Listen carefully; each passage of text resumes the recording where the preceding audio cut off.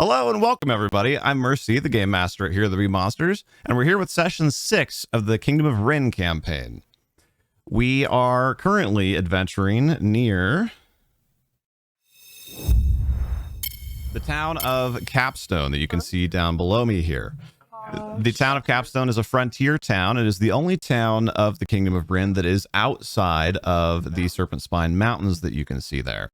It is under attack right now and has been by goblins coming from the north, and our players left off recently at the end of the last session with some intelligence that there may also be a threat coming from the south. So an unlikely combination of Paladin Captain and the local Thieves Guild dispatched the party to the ruins of Old Capstone. While the church and militia have been focused on the goblins to the north, new intelligence indicates that the frontier town may be in more immediate danger from orcs to the south. Protected by the Serpent Spine Mountains and their patron deity, the human kingdom of Rin has known peace for hundreds of years. Despite the best efforts of local watchmen, clergy, lords, and the king himself, that is all changing. Pirates off the coast, rumors of a food shortage, strange happenings in the mysterious forest in the south, and attacks on the kingdom's newest village. Alondite the Paladin arrived at Capstone with his childhood friend Skabash in tow. Far from how he envisioned his first official charter from the church, he is responsible for helping Skabash pay off her debt to society through community service. He assembled a small team of misfits and set out on what he assumed would be unimportant work. Little did he know, he would find himself between two incoming invasions. The peace was lasting, long and true, from mountains to the ocean's blue. Man and elf and dwarf and gnome lived together, hearth and home.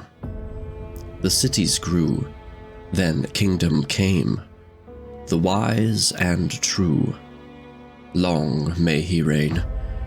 From cult to church, the truth was spread. The heretics were filled with dread. First they lied, and then they stole. The peace we had, no longer whole. They sought to kill and undermine, but truth was found before the time. We banished them, all but a few, then built ourselves a kingdom new, no longer marked by war and sin. Banar did give his grace to men. No gods, nor fiends, not great nor small, can penetrate his peaceful wall. From mountains to the ocean's blue, this peace will last us long and true.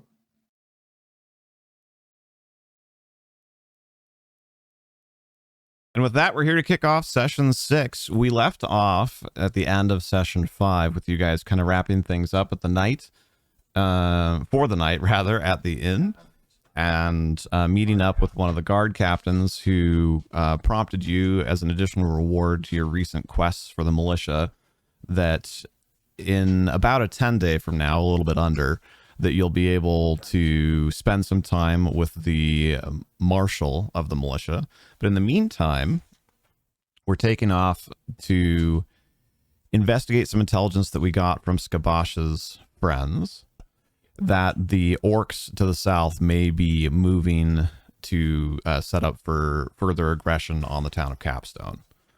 So I know we talked about it briefly in Discord, but is there anything that anybody wants to do before you go to sleep / during the evening, or are we good to begin our day anew? Speak quick to the quartermaster. Again. And we begin. Let's see who else Alondite can So you actually want to go and talk to the quartermaster?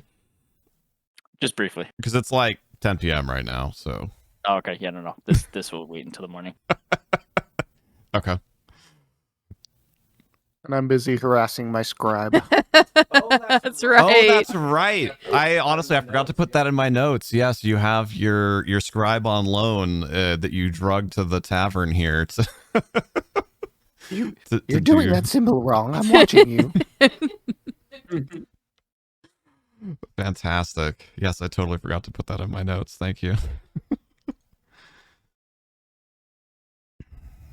All right. So other than that, if you all would, those of you that are paying for things, just make sure to mark off, that you paid for a couple drinks.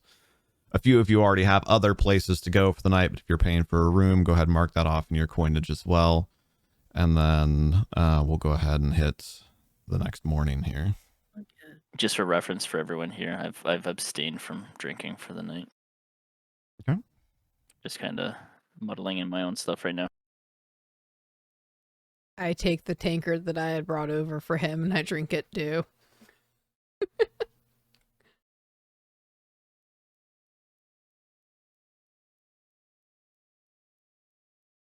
So I suppose on that comment there, am I with the scribe in a hotel room? No, or you at literally the- dragged them with us to the bar. So you were at the tavern, but thereafter, as you generally haven't been somebody who's necessarily had quite as concrete of an evening plan, I'm assuming that you would be wanting to get a room and bring them with you. Okay. Don't how much is waste the room money then? on the room. Just take them back to the guild with you. Or my house. My Okay, I'll do parents' that then. house. To Pixie's parents. Yes. Damage Dan, hello. Thank you so much for the resub. As far as things like spinning the wheel of gains go for subs, we kind of have that stuff on hold during D&D, but thank you so much. Happy painting to you. So do you want to? Yeah, are you going to the guild or are you going My to Pixie's house. folks? I meant the house, not the guild. I'm going to Pixies.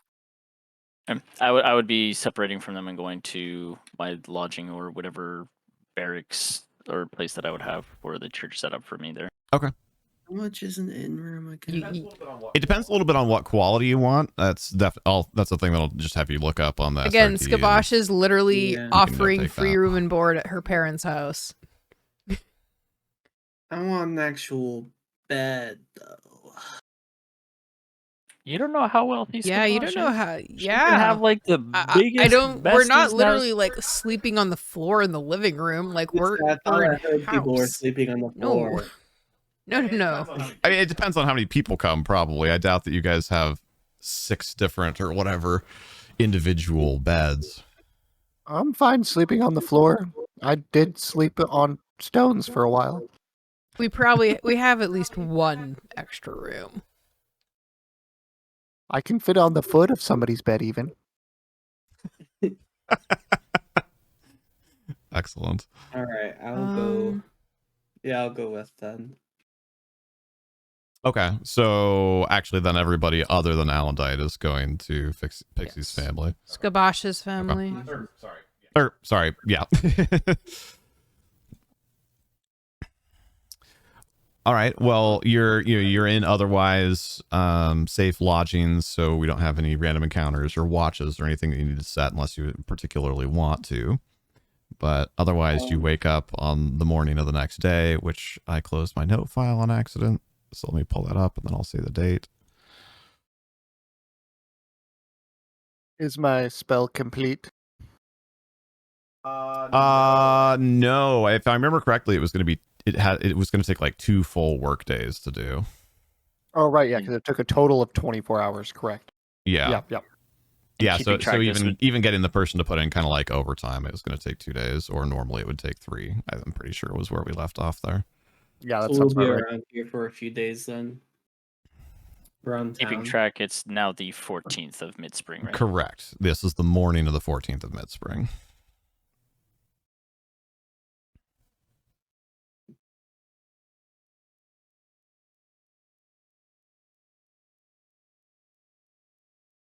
Well, what's the plan?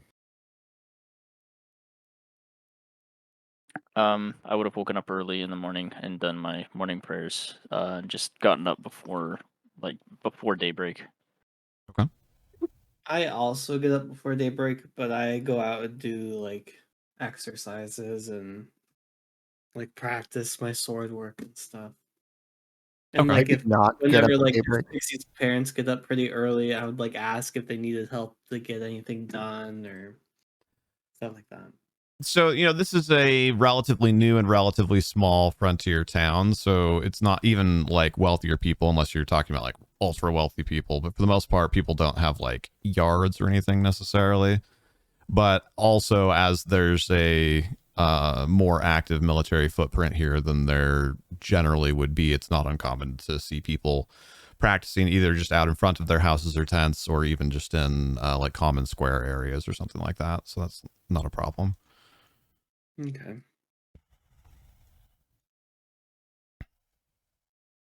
Then yeah, like if Pixie's parents like woke up and I'd like ask if they needed help like preparing food or whatever. Sure. Yeah, they probably have a handful of animals, maybe a pig, a couple of chickens, and then obviously some cooking and whatnot to do, probably put on a stew or something like that. So Okay. there's a number of things there. They're happy to have your help. Do you have any handle animal skill? I don't have that handy off the top of my head. Probably not.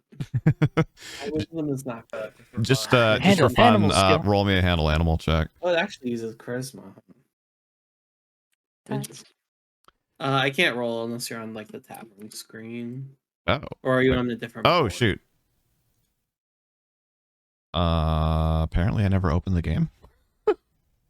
My Probably go bad. to like the market board, I guess. Busted. One too many things to get done. Yeah.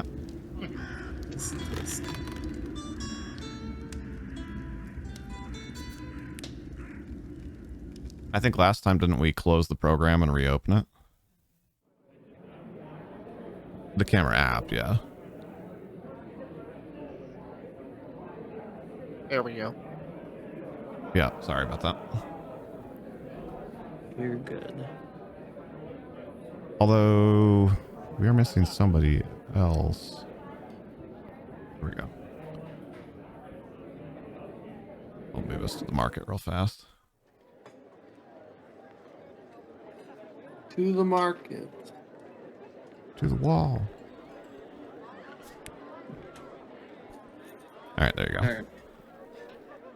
This is a straight up D20 roll, so. Nice. 9. A 9. Average. Yeah, not like a major fail or anything. The chickens just don't like me. I'm gonna have to look at something on Pixie's camera real quickly in a second. But yeah, so generally it was actually not uncommon to have like a pig that was in or very near your household, and then they were often turned out during the day to like wander the town, and then you would actually either, obviously you could do it yourself, or you would actually like pay people to go and like find your pig and bring it home, because so you might be wondering like, why would you let it out? Well, so that it can go and eat.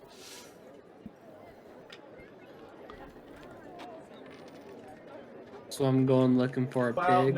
Well, no. So more, you're trying to let it out, right? Because it's the morning. So it takes you a bit of coaxing and maybe a few kind of smacks on the rump and whatever to get it out through the whatever little kind of gate they have in front of their property. But you managed to pull it off. Okay, good.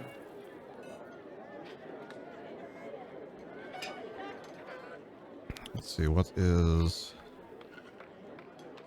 our weather for today, since we may or may not be traveling, so that could be pertinent. Alright, let's see here. Any new people? No, it's just overcast and windy. Pretty nice day out today. I just need to peek at Pixie's camera real quick. But yes, I guess if you want to strategize while I'm doing that, I'm assuming Rubato is going to advocate for spending one more day in town. How do the rest of you feel about that? I'm good with spending one more day in town. I don't think we really have anything. There was two possibilities. There was two possibilities. There was the actual escort / honor guard on the 20th, and there was another job that we could have done if we were to move as of dawn of this day. I just don't remember. I don't have it written down, but I remember there was another job we could do and have it done and be back in time. Hmm.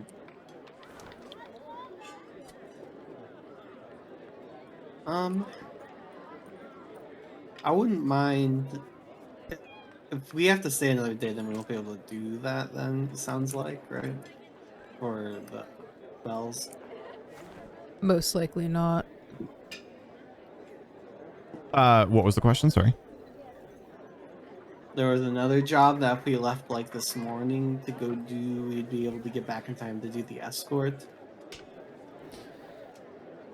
That's what Amaris was saying. But if we have to wait one more day in town, we're not gonna be able to do that. That was today. We have to decide. I would. So the area that you're being sent to, I have the map up on stream if you want to peek out really quickly, is more or less it's on the eastern side of Capstone Peak, and you guys are at the town that's on the kind of the western side. So you'd be looking at about 2 days each direction, plus or minus, kind of depending on how your travel goes. Your goal, assuming that you want to go ahead with it, is to be back by the 20th. Today is the 14th. I mean, so barring weather doesn't get in the way of things, we could potentially stay one more day and then set out, because that would still put us back within the time. Wait, today's the 14th. We have to be back by the 20th. Yeah. Then The marshal we get departs there- Capstone on the morning of the 20th. And you Okay, are currently we can't do that. expected to be here to And we- escort her. We can't do that now then, because if we left, if today's the 14th, it'd be the 18th when we got there. No, it's That'd leave 2 us 2 days days to there get and back. back. Yeah, no. Oh. 2 days each direction. Oh, okay. So you sorry. approximately. So you could arrive at your general destination around the 16th, and then you could have potentially like a day and a half of activities, and then you need to, at that point, you would ideally want to head back to arrive sometime on the 19th. So we'd have to hoof it. Yeah, so definitely not a lot of time for dallying, and it's, you know, there's probably not a lot of foraging along the way, so you might want to buy some rations and a few things like that. But leaving today, you could definitely do it. Leaving tomorrow would be Close. potentially possible, but yeah, definitely cutting it close. It would leave us. The other thing to consider is it would leave us fatigued and possibly wounded on the day we leave to do the actual honor guard. Yeah. As I said, has Lazarus, like, Has he anyone just seen kind of, like, Lazarus? wandered off, like we haven't seen him for a while. I mean, in And game, I'm not here for this conversation either. In game, it's just been like 8 hours. Or, you know, Yes, we haven't maybe seen it since you 12 woke hours. up. That's definitely worth a conversation when we all meet up. Because I'm saying, I I don't think know he said he wasn't if we feeling wanna well. do that if we don't have a healer, because we'll need time to heal before we go on the honor guard thing. So you only actually are at risk of damage if you force march, and that's non-lethal damage, which goes away Well, I when mean, you like, rest. In we're combat. heading there to like deal with goblins or something, right? You're going to scout the area for signs or movement of orc warbands. Yeah. Which essentially means we can scout and not engage and then come back. Theoretically. Okay. There's always the chance that something could happen. Mhm. That's what I was meaning, is if we get dragged into a fight and we get banged up pretty bad, we'll need a We while. could find Ava. She could help us scout as well. True. You know where she is? Well, I'm not with you to communicate that, but when Real I I probably when I know actually where meet to up with find you the this morning, I'll- scouting captain, and he'd know probably. Yeah, you know where the headquarters of Randall, her superior, are. Yeah. Sure, I could convince her. She really liked me. Uh huh. Okay, Rubato.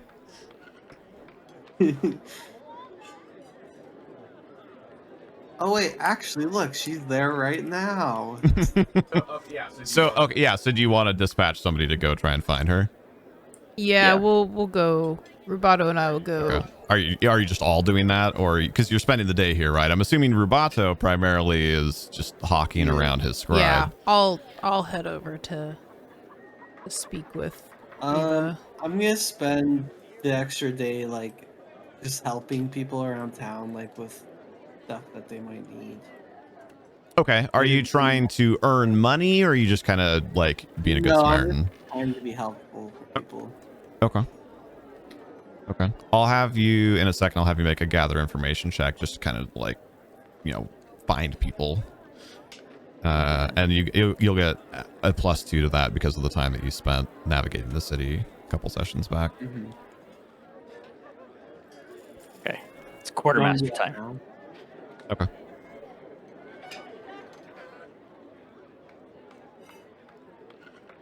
Yeah, so, eaten, done my prayers, whatever. First thing, as soon as the quartermaster's open and ready, very politely, nicely, courteously, Define smiling nicely there, face, Alondite. and a bright attitude, walk into the quartermaster. Say good morning. He's like, "Good morning. Finished your writ already, have you?"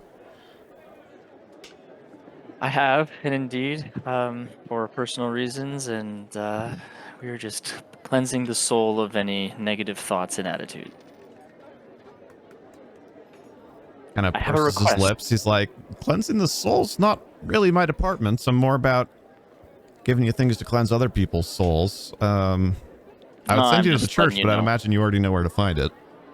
Yes, no, I'm just letting you know about what I've been doing this morning. What I have to request you for, however, is if by any chance, now that somehow time has passed and that there is an honor guard coming in, that perhaps since we have been chartered for it, that my band and I may have come into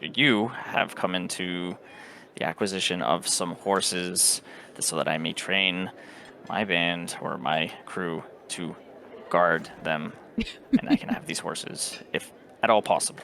Make him clean the pens as recompense. It wasn't even the quartermaster though that that he threw the fit at. That was the paladin captain. Also, I buy a cabbage from the cabbage stall. Okay, easy enough. Okay, sorry. So you're requesting. So okay, just as a point of clarity, this is not a church quartermaster. This is the militia quartermaster.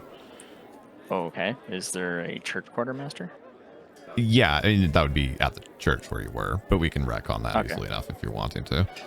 Yes. Okay. Sorry. I was also messaging like 2 people on Discord to answer questions and whatnot. So yeah, quick rewind of that thought. So, we talked about at this church, it's probably one of the more impressive buildings in Capstone, which for the large part is not particularly impressive. It's, mainly like I said, it's a frontier town, like one step beyond Shantytown, really, so far, very much still a growing population center. So the church is probably one of the only things, at least in the immediate area, that's even made out of stone. And then there's antechamber isn't the right word, but whatever the outdoor equivalent of an antechamber is, that's like a walled garden and whatnot, which you guys have been into before. And then off of that, there's quartermaster might be overstating it a little bit, but for lack of a better word, kind of the church's quartermaster, the person who's in charge of, collecting tithes and offerings, of requisitioning equipment when needed, etc. So you approach that person, and you might want to intro slightly differently, I guess, because this person probably doesn't have context for what you're doing. I also buy 10 potatoes. Okay. So very specific. Yes.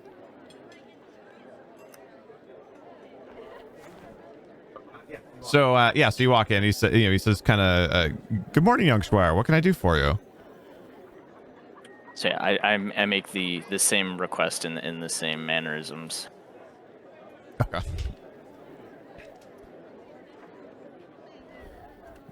Make a diplomacy check.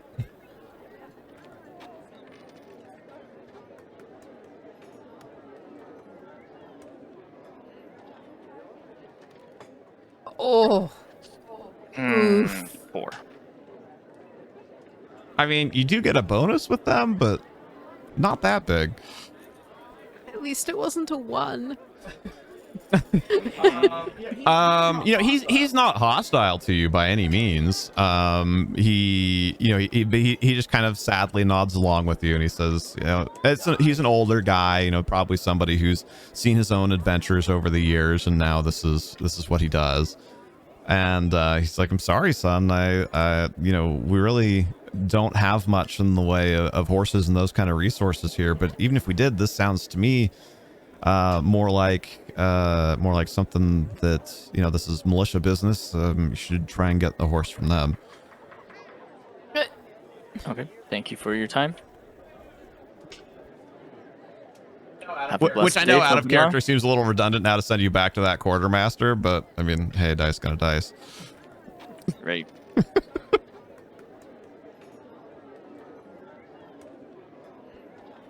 All right. Well, in passing, I guess I would be back outside, and for the sake of the passage of the town, I would pass by Pixie's house or Skabosh's house. Okay. Timing. I mean, you said you were doing that first thing in the morning, right? So you probably got there around the time that Bahir is spanking this pig to try and get it to leave the garden. Well, that works out because I do have animal handling in great regard. I would like hilarious. to assist him. Sure. Yeah, make a handle animal check. Off you go, piggy. Off you go.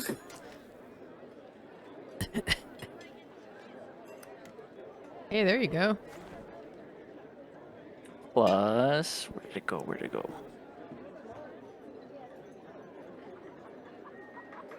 Handle animal plus 6. Nice. Okay. So yeah, you show up just in time to kind of shoo the chickens in a way that they stay away from the gate and help Bahir get the pig out and along on its way to find some food. I could have done that. Yeah, I could have done that. By no means. Yeah. All right, and then you said we'll come back to Alondite here in a minute. You said that Bahir you wanted to just go out and find some people, so let's see gather information check. Okay. Or knowledge local, whichever you have better.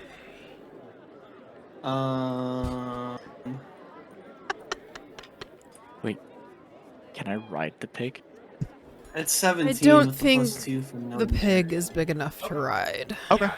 Yeah, you you said you didn't have a particular goal in mind, so you're not necessarily like looking for the highest impact targets or anything, but after having spent some time kind of learning the town, kind of if I go over here, I can help, do some maintenance on the palisade wall, and if I go over here, I can, swing by and see if any merchants need help, and you're able to, pretty effectively make your way around town and kind of, shake hands and kiss babies, sort of be a positive force on the town. Mm-hmm. All right. Rubato, is there anything in particular that you want to do other than, bring coffee to your scribe? And berate the, berate the scribe for not doing it well enough or fast enough. Your handwriting is abysmal. Yeah, that's pretty much the extent of it, yeah. Okay. Waiting to hear news about what we're doing, otherwise I'm just berating my scribe. Okay. How could you get that so terribly wrong? Oh, here's your coffee. Thank you.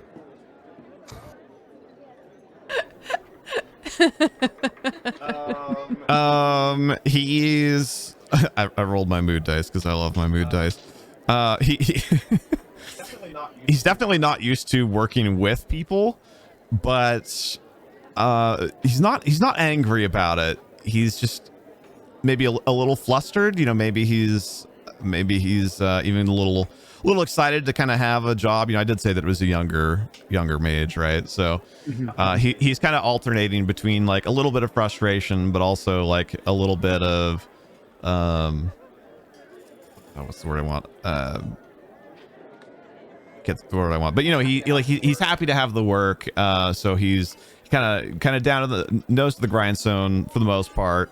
Every once in a while he even kind of like buys into it and like gives a laugh that seems genuine, but you know, for the most part you're probably not speeding him up.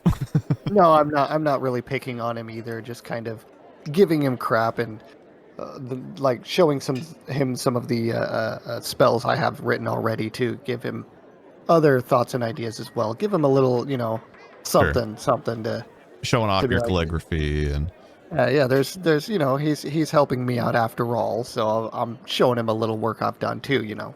sure. I'm picking on him, but that's about it. Right. Okay. Little hazing, you know. How about Skabosh? I'm gonna go seek out Ava. Okay. So yeah, so as you know, Rubato is kind of stolen the front room or whatever for that. Alan Bahir helps your folks out for a little bit and then heads off. Alondite shows up, and I'm assuming you're kind of coming to ask like what the plan is. Alondite. Yeah, so we have some choices here, guys. We're kind of cutting it down to the wire. We should gather everyone up. We have some scouting to do in the north. We can do in time before our honor guard. But has anyone seen Bahir? We need to think about I getting do to go believe real Bahir soon. is out doing good deeds amongst the public. I think we should get another scout, though. Preferably that scout that we found out wandering the woods. Ava? Yeah, Ava. I think we should go track Ava down. It'd be useful having a scout. That's a good idea. I should let them know that he's no longer under my watch since he was released to me. Who, Bahir? No, oh, sorry, not Bahir. You Did I say did. Bahir? I You meant did, to yeah. say. I meant to say Lazarus. My. Yeah, I haven't seen Lazarus. I just passed. I passed Bahir. I was confused for a second, but I didn't want to jump in until I had a better. Yeah, I'm not 100% better sense where of what was Lazarus going is, on. but yeah, maybe you should go investigate with your people about what's going on there and what you should do. Lazarus said he wasn't feeling too good last I heard. I haven't seen him since. Yeah. Yeah, we should probably figure that out. Do you want to go deal with that and I'll go talk to the scout? See if they'd be willing to help? You don't think he cut and run? If he did, that leaves me in a lot of trouble. I don't think he ran. Ooh, I hope he did then. Wait, I said that part out loud, You right? did, Rubato. Be very careful. You have very few. You're very squishy, and he is very angry sometimes.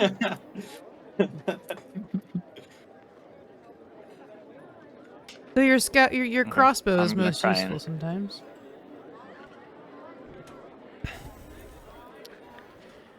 Okay, so you want to spend your plan essentially is to spend your day trying to find Lazarus.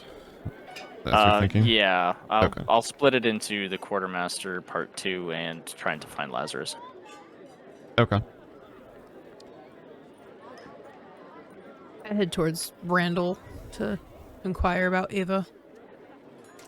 I don't remember for certain if you went to Randall before, but it's easy enough for somebody else in the party that did to give you directions. We do that. It's not, it's not exactly a New York City metropolis here.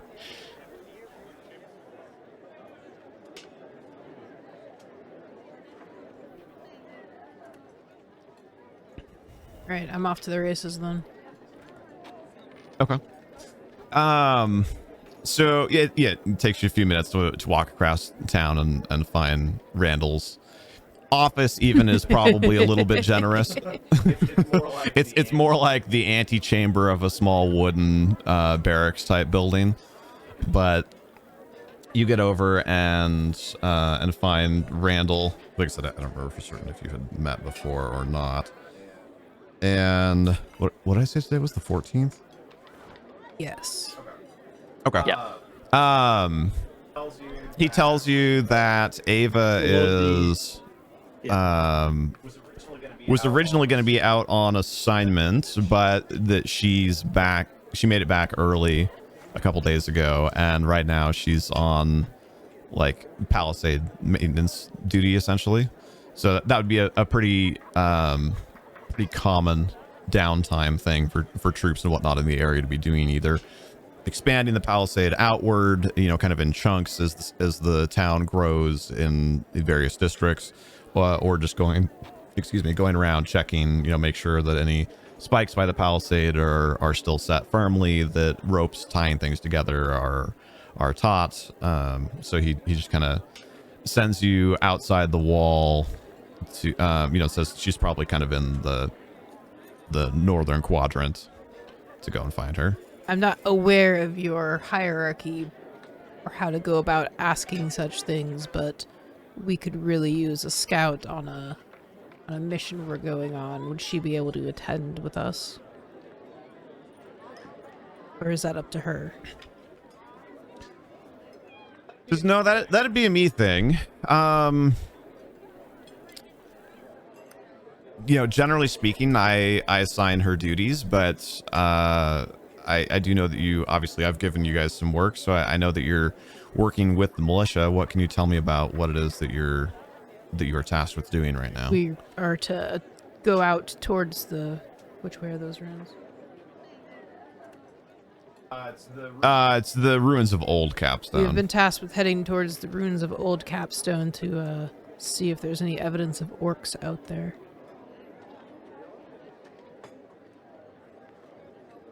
Make a diplomacy check.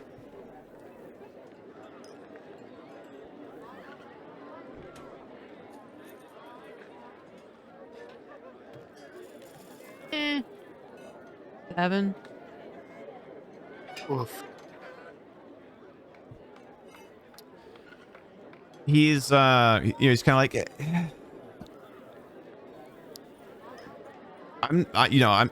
I guess this makes sense. It's like I'm not familiar with that as being, you know, something that we're currently scouting or kind of performing movements around. I can't remember who gave us that task. Oh, let you think about it for a second. But we, you know, I'm not opposed to the idea. Give me some time to kind of work the way through the schedule, so to speak, and see who I need and where, and I'll get back to me and I'll let you know if I can Is there spare. any chance this could be done today? We're taking off tomorrow.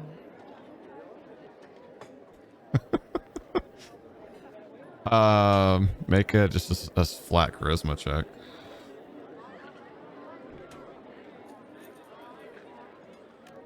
$19 total.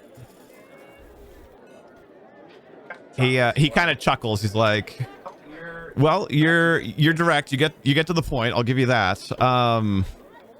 You know, I usually do it every 5th day, but I suppose I could make some time, you know, this afternoon to give it a look over. Wouldn't be a bad idea to get a head start on my work."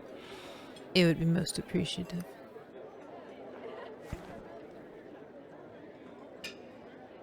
So then, are you going to I'll find still her go also? find her and see if there's any Okay. chance that Ava would be able to persuade him without making it sound like I talked to her. Wait, say that again. I would still go talk to her and see if there's any way that she might be able to persuade him without making it sound like I talked to her about going. Okay. Yeah. So, you head outside. You know, it's essentially it's somewhere between watch house, guard tower, barracks, and office, all kind of in one small, crappy little like 15 by 20 foot wooden building. But it's as a result, it's more or less right by a gate that goes outside the palisade wall. So you don't, there's no, it's not hard to get outside and kind of start searching around. So you take a few minutes and kind of head clockwise around the wall, and then you find Ava out there, down in one of the little trenches, working on one of the like spike hedgehogs. I approach and just go, this doesn't look very scouty. And Ava says, "You're telling me." I tried to convince your superior to allow you to come assist us with some actual scout work. But he told me That sounds he told good me to he would have to look at the schedule to see if he could spare you. Did he talk in typical Randall style and give you some pushback? Not fully, but I think it's because I'm direct and he seems to appreciate directness. Yes, he usually does. I would say so. There is a way Now, to get you along with us. It'd be super helpful. Yeah. What if? Well, I don't really want to work on these palisade walls anymore. And I can tell him I'm pretty much finished, which I am, and maybe see if there's anything new that he needs me to work on, and come join you guys. As long as you could do it without implicating that I spoke with you. I tend to try not to go over superiors' heads, but this is very important. We think there might be orcs trying to encroach, as well as our goblin problem. Orcs. Yes. Near the Jeez. runes, the old runes Okay. of Capstone. Okay. And what kind of a trek are we looking at? A quick turnaround? Should be back within 2 days. Well, 2 days to Okay. get there, so 4 days. More like 4 or 5 days. Ish. Okay. I think I could try to do some convincing myself, but I'll be sure not to mention your name to Excellent. Randall. We are trying to leave tomorrow, so if it could be done today, that'd be fantastic. Okay. I'll see what Excellent. If you manage to convince him, you can either check in at the church for Alondite or check the local at the pub. We usually spend our time there if we're not doing things. I can do. Okay. Sounds like a plan. Hopefully I'll find you at the pub. Excellent. All right, I take off for my house for now. Might go to the pub in a little bit, but I'm going to. Farewell. See you soon, I hope. Farewell. Okay. So obviously that doesn't take, that's not even really like a full morning activity. So I'll have, I guess, for Ava, are you thinking that you want to try and go talk to Randall right now, or do you want to give it a little bit? I think I'm gonna give it a little bit so it's not too suspicious. Okay. Try to give him a moment to think about it. Yeah, that works. And I mean, you already have something that you're supposed to be doing, so that's easy enough. We can just kind I of go track down Alondite, just Sure. let him know what happened. Okay. Yeah, you Alondite, I'm assuming you're probably planning on quartermastering in the morning and then looking for Lazarus in the afternoon. How close is the, I guess, pathing the guard's house to the quartermaster? There's a handful of those guard houses. There's roughly one at, kind of each quadrant. So it depends on which one you're talking about. Excuse me, Randall's is kind of the northerly one, if that's what you mean.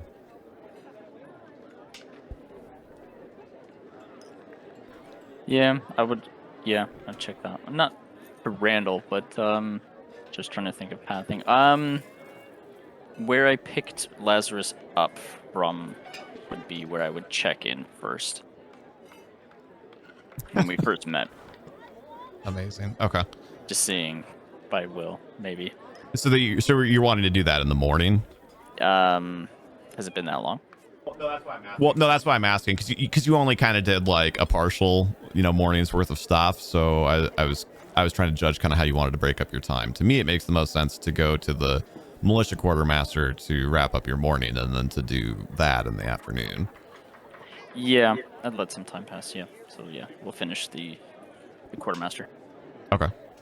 Yeah. Go ahead and we already know what you're going to say, so I think we can do a teeny bit of fast forwarding there. But go ahead and make a diplomacy check with a +2.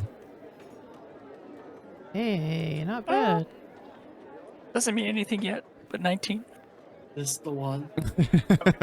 Okay, so you make your way over to the militia quartermaster, who's much better supplied than the kind of church quartermaster. I mean, the church quartermaster really is much more for like internal church affairs, which yes, there is, especially with the paladins of Banah, there's overlap with the militia, but that's not like the actual church's primary duty.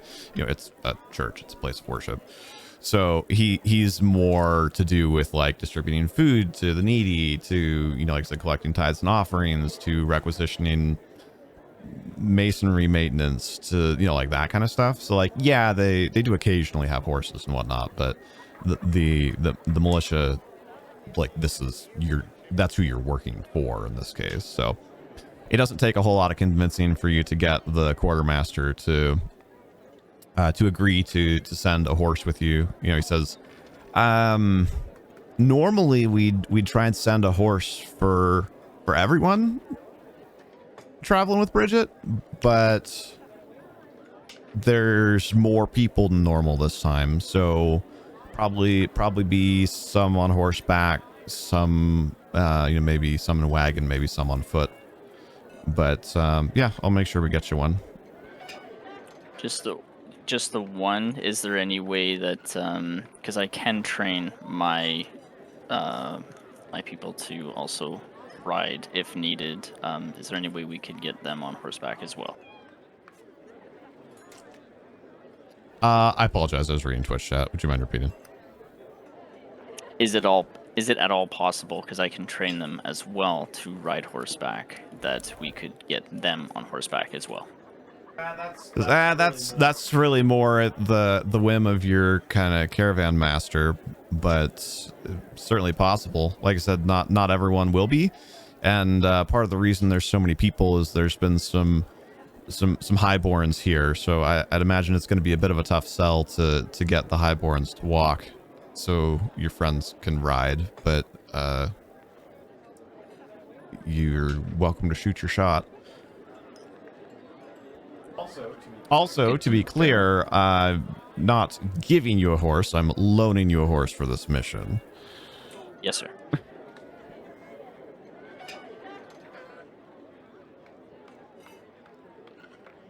I come up behind Alondite, because at this point I'd probably finished my stuff before he finished speaking with second quartermaster. Or am I wrong in that? And thought? when will it be ready? Well, the caravan's on the 20th, so that was my plan. Okay.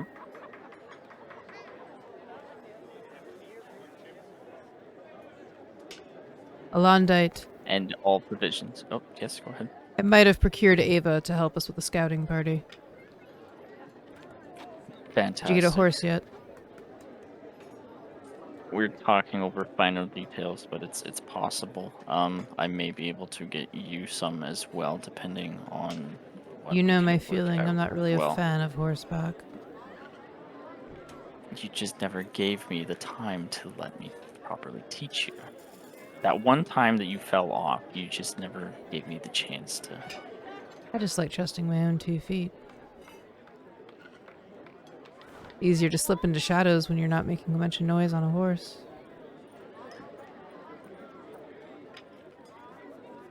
Can't get very far though. But I get there silently. Oh wait, a sneaker. All right, listen. You can do this. Just I love how invested chat is in making this a battle pig. Besides, if I can hide in the cart, we have the element of surprise in the event that we're attacked. All right. If you prefer not to have a horse, I would much prefer not having the horse.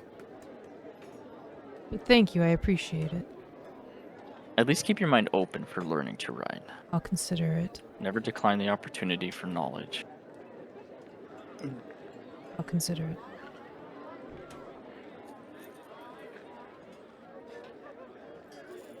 I turn my attention back towards the quartermaster. Will it be completely ready? I have nothing to worry about as far as food, water, tackle, and all that. I think that was a use. Yeah, sorry.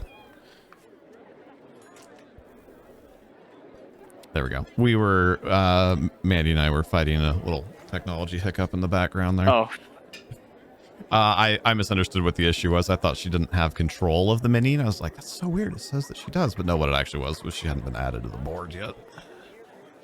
Oops. So, yeah, weird. She connected, but it didn't like bring her to the board where we all are for some reason.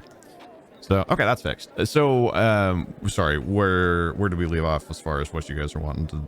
We did our there? conversation. He's I was talking to the just, I quartermaster. turned my attention back to the quartermaster, making sure that everything with the horse will be ready as far as food, water, prep,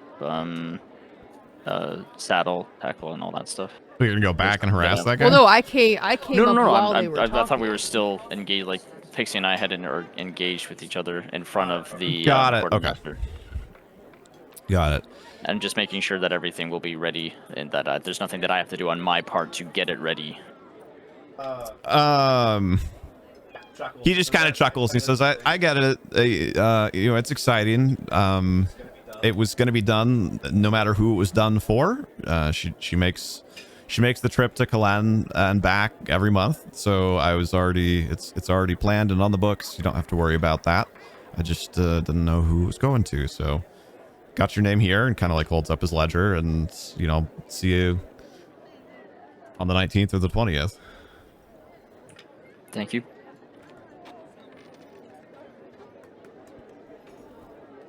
Says we'll endeavor to have it ready by the night of the 19th in case you want to, bring your own tack or what have you. But I can't promise it before that.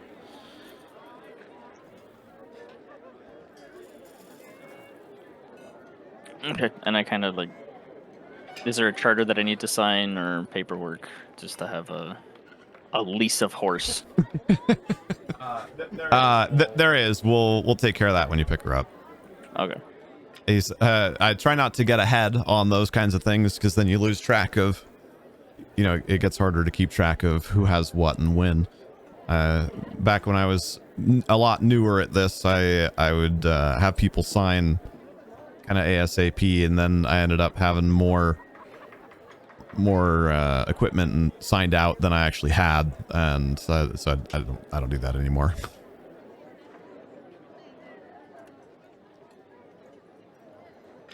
All right. I kind of give a salute and say, "Don't give it away to anybody. I will be back."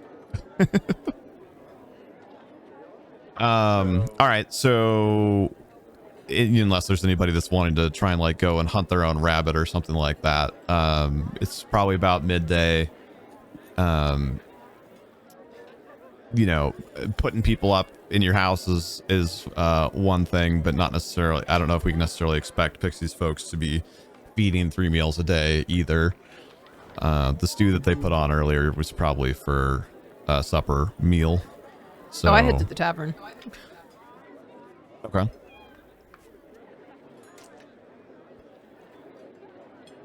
I don't know if she said that in Discord or not, but Skabosh is planning on heading to the tavern for. I'll drag my scribe over there as well for some food. Is he scribing while he's walking? Yes, he is now.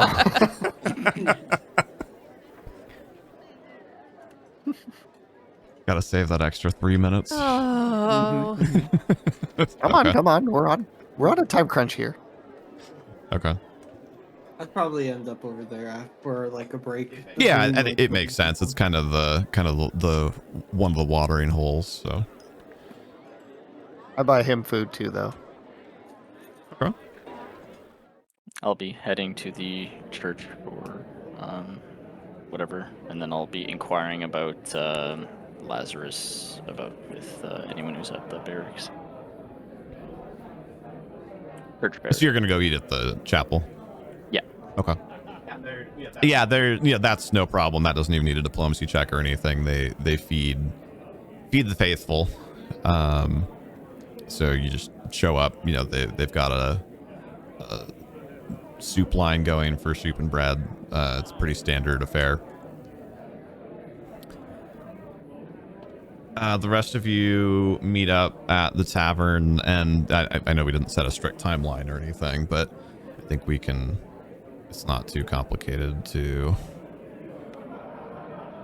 not leave Ava out in the cold there. Oh no, of course not.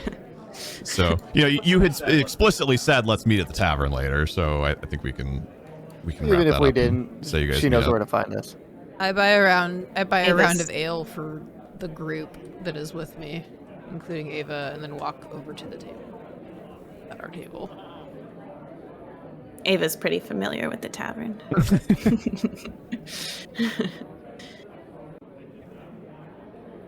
Okay. She can give like that nod to the barkeep and like he knows her order. Yeah, kind of the usual, kind of The usual, nod yeah. and one finger Well, up. I and- bring yeah. that over with me then, since that's what my plan was.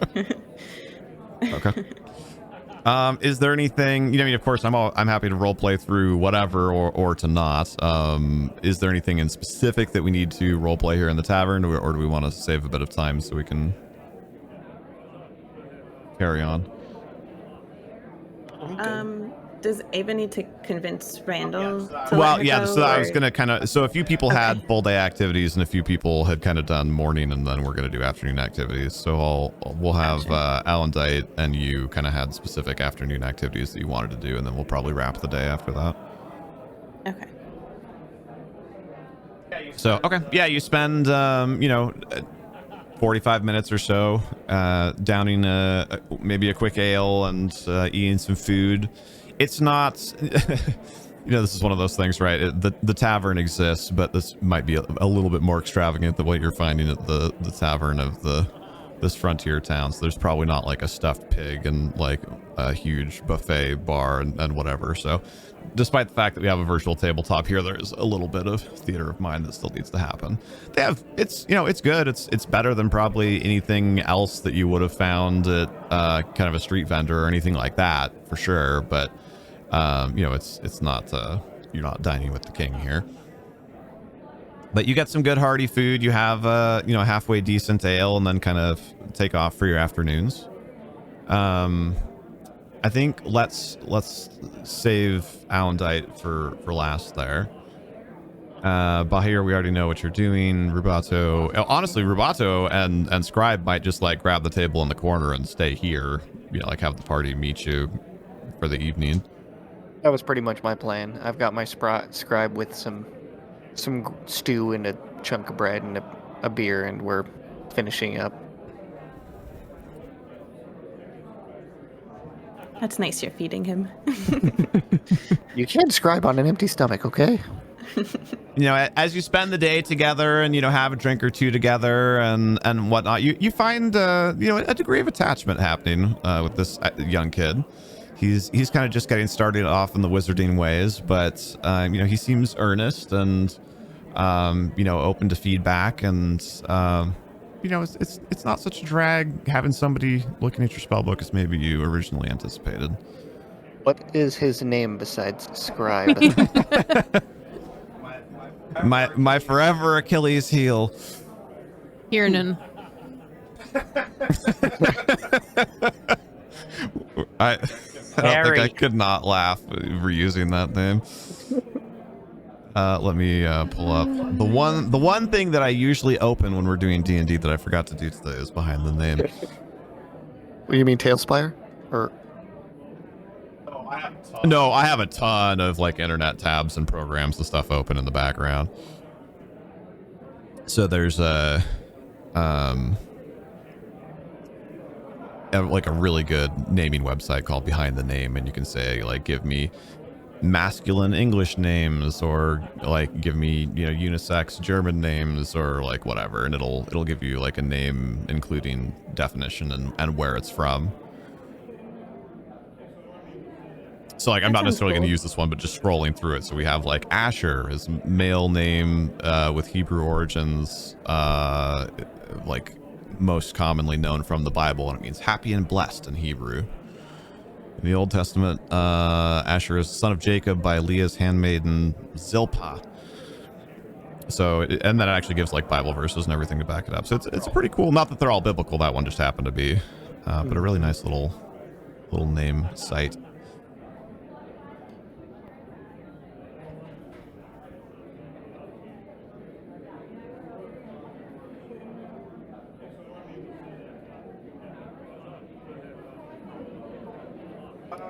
Let's go with Jacob. Scribe's name is Jacob. Young scribe Jacob.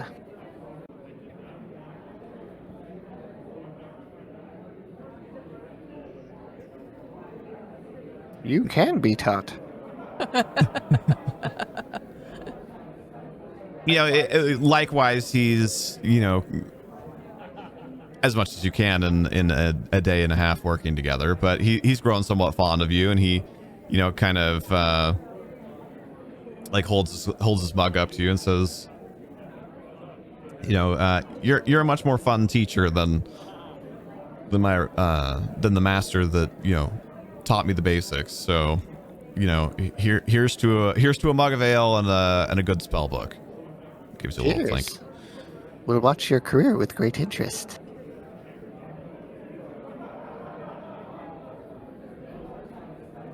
Mwahaha. Okay. So Ava, obviously you know where to go. So you want to find your way back to Randall. Which one's Randall? Randall is your direct superior. Right. Which character is he? Here. He's an NPC. Not in the tavern. I don't have like. Sorry. It's okay. I don't have tiles for like everything. Eventually, I would love to actually fully map Capstone in Talespire, but that's a gargantuan undertaking, and there's a lot of other things that have higher impact that got prioritized over it. No, that's totally fine. So yeah, Sorry. usually, no, you're good. It's a totally fair question. So usually we either leave us in the tavern or just in that kind of town square tile that we were on when we're doing stuff in town, just because it's the most relevant. Okay, perfect.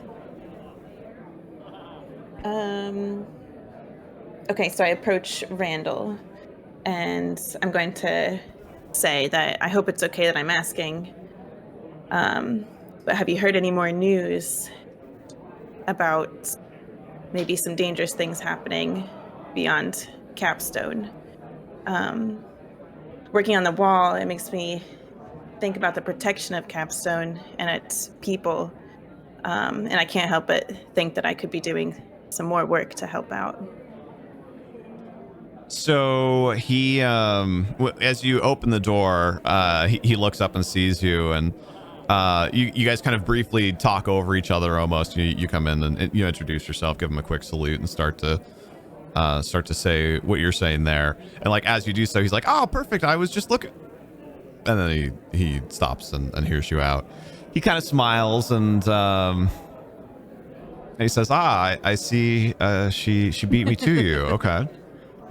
I rolled a natural 20 for his insight check, so or sense motive rather in 3.5, but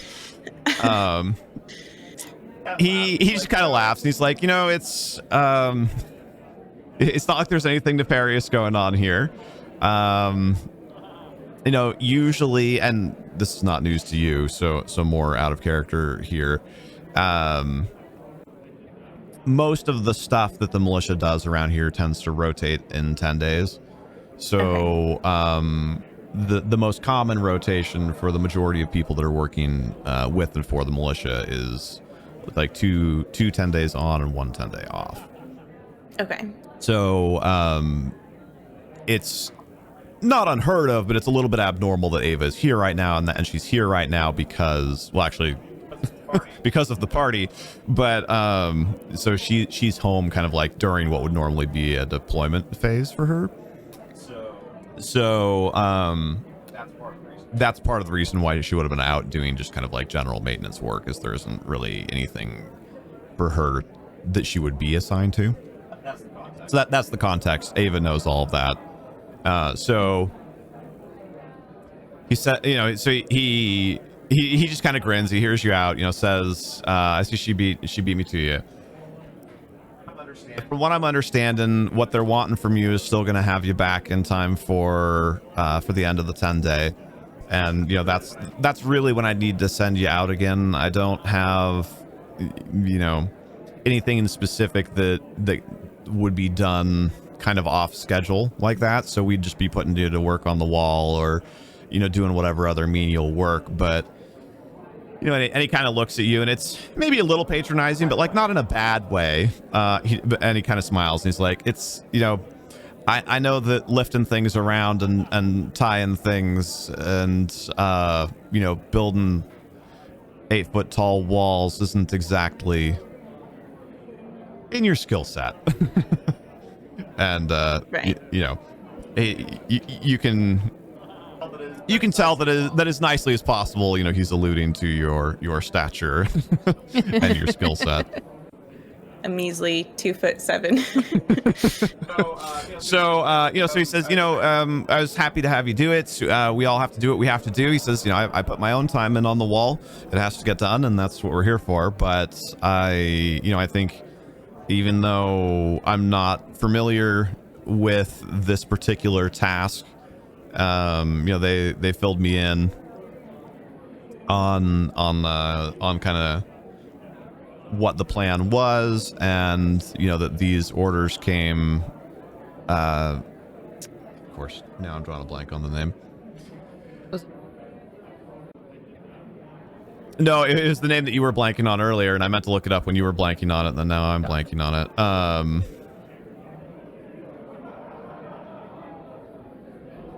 It's not Ardera. For crying out loud. Getting it pulled up now. Or rather, I would be getting it pulled up if I open the right file.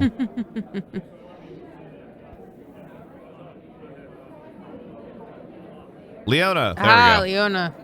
Ardera's character from an entirely different game. So, you know, they said it was that this came from Leona, and I was a little suspicious because that's not really her bailiwick, but it sounds like it was more of a crime of opportunity. And, you know, I think maybe in the future, just tell your friends to talk to the scouts about scout things, but that's no harm, no foul. So I think as long as you can promise me that you'll be back for your next deployment on the 20th, then there's no skin off my back. Great. And yes, sir. Thank you. I appreciate you letting me go on this journey.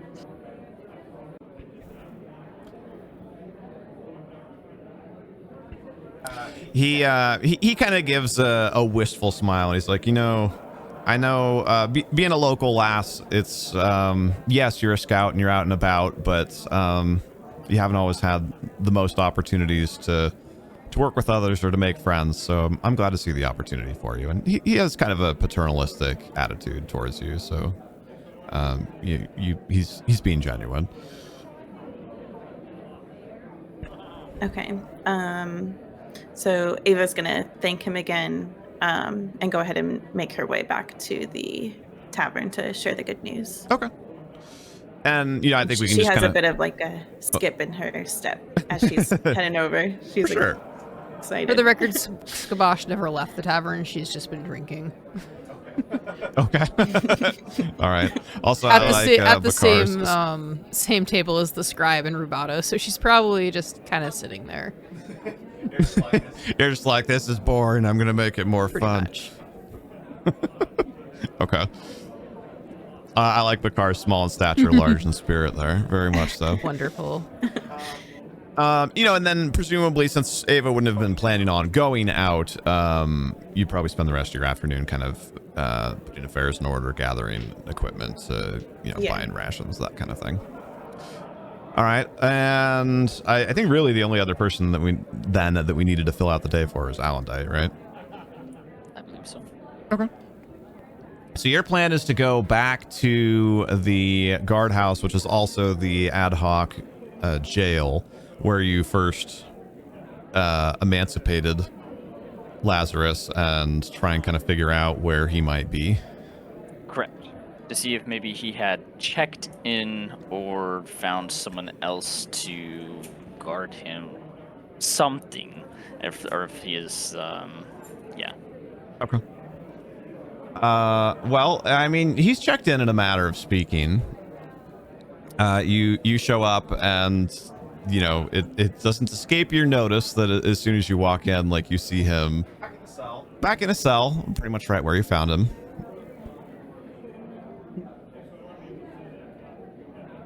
And I just put my hand over my eyes.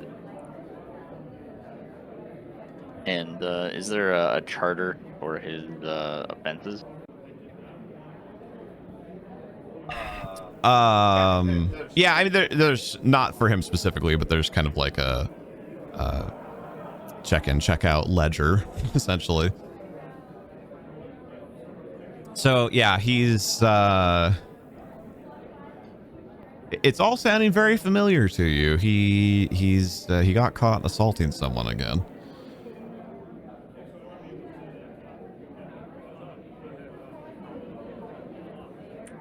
Without even uttering a word, I just look at him. And just turn away. And I leave. You don't see it, but he rolls his eyes and huffs at you.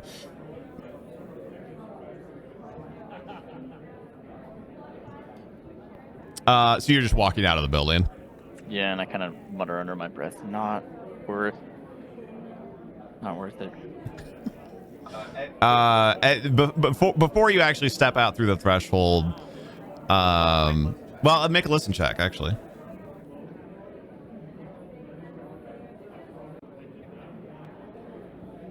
With a negative 4.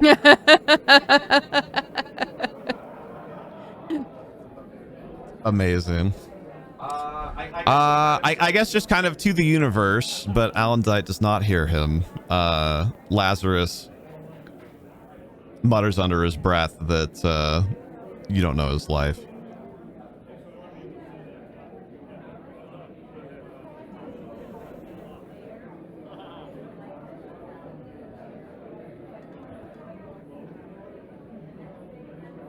You don't know me. Yeah, he's not actually muttering. That's just your perception of it. He's actually just like speaking, but you're kind of lost in your head, like Yeah.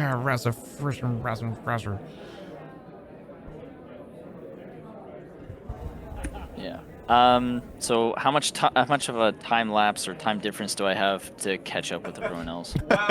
Well, if you hadn't just absolutely stuck where he was, it was probably going to take you the afternoon. So that was going to be, I was going to just kind of direct you back there eventually and and wrap that up in time for you to go for supper. But since you literally like left the tavern and went right there, I suppose you have essentially an afternoon to do whatever you want with.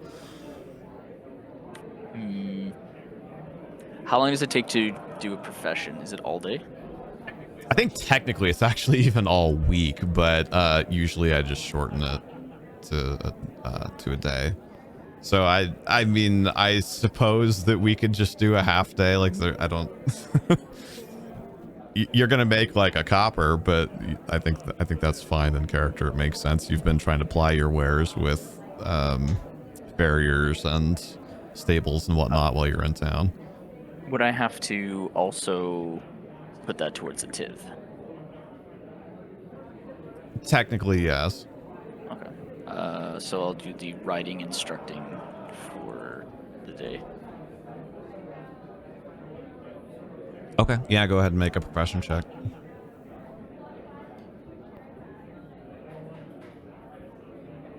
+1. So 13.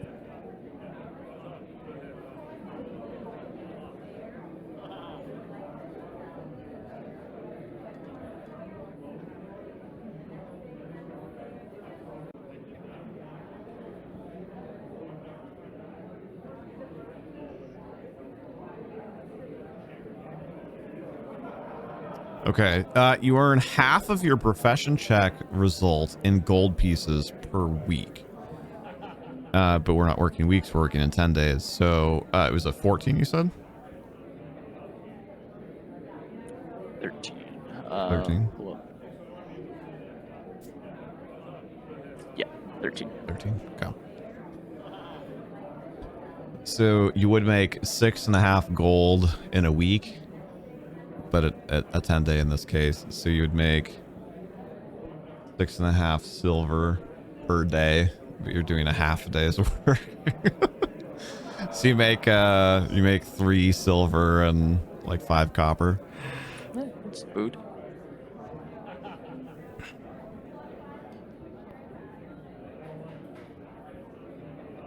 I have to divide that into 3.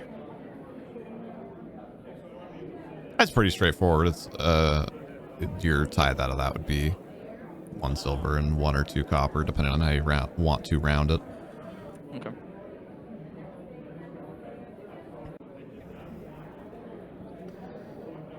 Okay.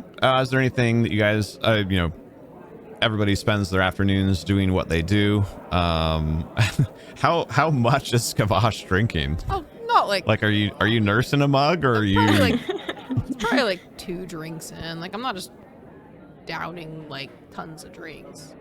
Okay. Yeah, I mean, if you're gonna spend because it's roughly 4 to 6 hours. So if you've had 2 drinks in 6 hours, you're stone cold sober. Skabosh is dancing on the table No, that's and later. screaming. Well, That's my kind of poor what I scribe was is trying trying work. to contextualize. Yeah. Okay. Look up, scribe. So yeah, you all meet up at the tavern. Give you a few moments if there's anything that you want to wrap up in character here for the day. Have I made a name for myself yet for riding? Riding instructor? In the all of 12 hours of work that you've put in the last 15 days. Yeah. I don't think so. Have I made any impressions on anybody during this day? Yes, substitute teacher. These are the important questions. I need to know if I've made impressions on anyone's life. I guess if I roll 2 hearts on my mood dice, yes.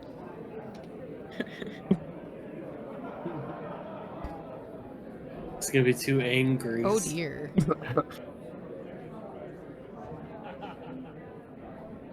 Someone's crazy and upset? Yeah. So with stuff like that, I don't necessarily just interpret the dice fully. More specifically, I was just rolling to see if on the off chance you had yes, which the answer was no. So no, I don't think you made anybody angry, but I don't think you necessarily changed anybody's life in the last 4 hours either.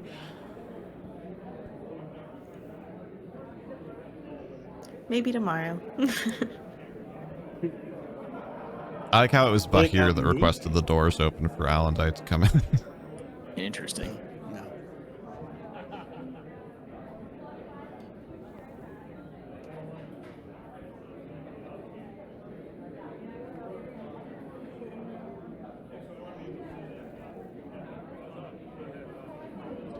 Okay. So for as far as kind of work on your spell goes, you guys probably have to burn the midnight oil a little bit, but it's not like you need to pull an all-nighter.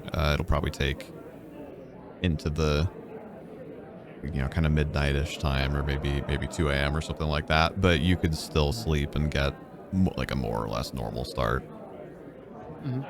How's Jacob feeling? Does he have a hand cramp yet?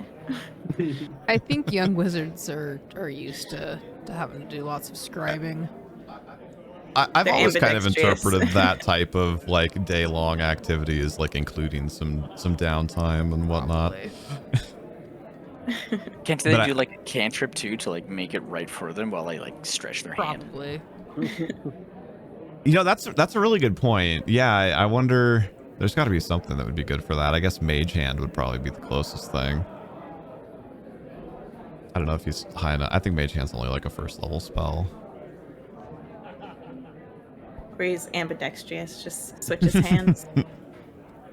Yeah, Mage Hand is. Oh, it actually is a cantrip.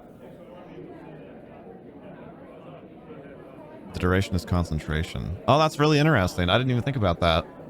I totally should have done that for flavor. We can retcon that. Say that he writes as long as he can, and then he casts Mage Hand and has that do the writing for him for a little while. But Mage Hand, you know, as much as it is magic, it's also still not infallible. I would say for something as finite as writing in a book, you know, that's going to take kind of a degree of skill and control. So Cool. He just has a printing press. so you know, when he's using Mage Hand, that's more for I don't know, whatever, like when he's editing a section, or you know, maybe he's drawing you know, like what they do when you see like old Bibles and whatnot, where like at the start of a chapter there's like the one big letter that's got like flowers and stuff around it that like kicks off the first word on the first line of the new chapter. So like maybe he's using Mage Hand to do that kind of thing, to like give himself a little break and munch on his bread or whatever.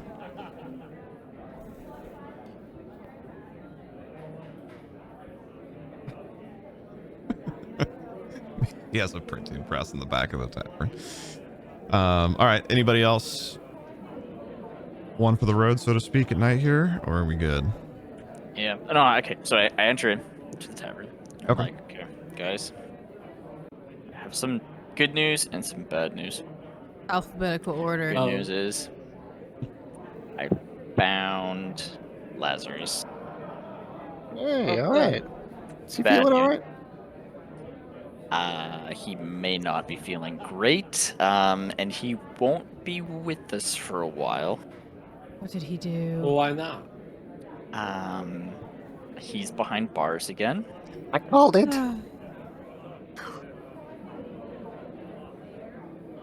There's nothing more I can do for him. He's out of my hands. We'll I'm bust gonna him out. make a sense motive check about it. Sometimes you just can't change people. Sense motive, okay.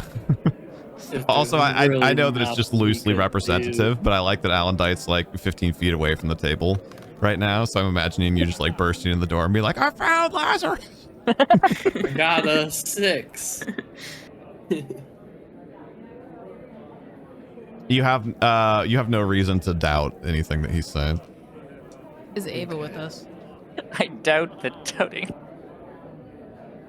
It is What's Ava me? with us. I just turn to Ava and go, just a heads up. With the exception of the gnome, the men in our party are uncontrollable. They don't listen to reason. We're playing this that And way, huh? unfortunately, we've already had one death off the rails because people can't listen to reason. It's just What do you mean the gnome is the reasonable Oh. one? yeah. He shot me. Yes. Ava takes note of this, but she definitely wants to hear more about They're the... not bad people. They just don't always make the best decisions. Yeah, you tell her, Ska. I make the best decisions. I mean, you did shoot a loaded crossbow at somebody for, I'm not going to mention the word because you might shoot someone in the tavern. Oh no, it's fine. It's fine. Also, I was asleep. That is Okay. true. So Roboto here is afraid of shadow people. And just don't mention it while he's sleeping because you might get shot. Accidentally. Just Okay. stay out of the firing arc. You'll be fine. He almost took Where- out by here. I think Ava was there for that. Actually, yeah, you were there for that. Yeah, Yeah. she was. Well, so she was asleep when it happened. Yeah, I remember And when then you she woke woke up to the with commotion, Bahir but- dead on the ground. It's because I said shadow Across I said the shadow board. people and Roboto just shot. first. No, no questions asked. Mm-hmm. I was Yeah. by myself for a very long time. He's not used to people. He's kind of a bit jumpy, if you will. Ava looks around the tavern for the scribe, thinking that she might need him to take some notes for her for all these people. It's an Yeah, I mean, interesting group. he's at the table that you guys are at. Okay. I'm sure Jacob wouldn't mind. Yeah, I think realistically, probably if you guys have been here all day, we're actually probably back here. If I it go back to matters. my ale. Oh, your light source is on. It's like, what is happening? Don't forget my scribe. I didn't. Ava gives the barkeep another nod and a finger for another one. Say that's your scribe. That guy randomly has a book in his hand. Yep, that's why I moved over there, just because he had a book in his hand. Perfect. Nice. Okay. I wave the bartender over, the wench, whatever, for like the most watered down cheap ale possible. Alondite, what is going on with you? Just thirsty. You're not Are drinking. you really that You're not pressed drinking ale. for money? I'd spot you one. Times are a little bit different in the current situation. Just being a little more conscious and enjoying what I can, but just thinking. Worry me. Changing. What are you thinking about, Alan? Kind of just you see him kind of clench his fists and crack his neck, and he's just like, just takes in a deep breath, just relaxing.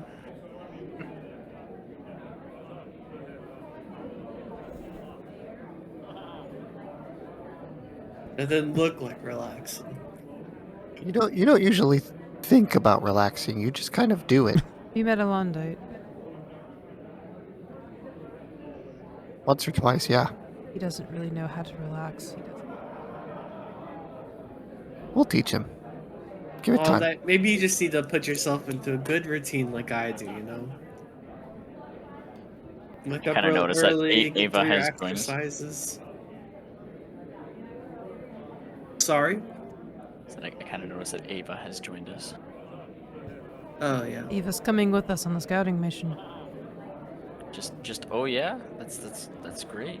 She works great in formation and following orders. She got the job done. With no casualties. I know. Works great at following military orders. Mhm. I love people who follow military orders. I mean, we got the job done with no casualties too. The crossbow bolt doesn't count.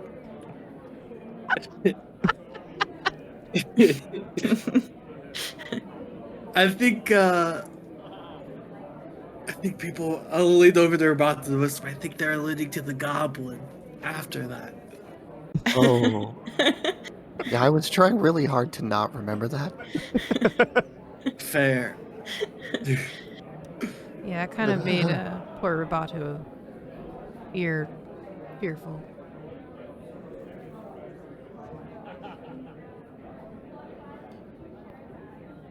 Kind of see his fist kind of dig deeper into the table, and he leans forward, and he's just like, "And we're done for tonight. Have a great night, I drink everybody." another ale. Is Alondite leaving? Yep. Okay. For the record, Skabosh wasn't trying to be confrontational. Skabosh is just very terrible at social situations. No, fair enough. I think that's a good spot for us to, fade to black here and take a quick break.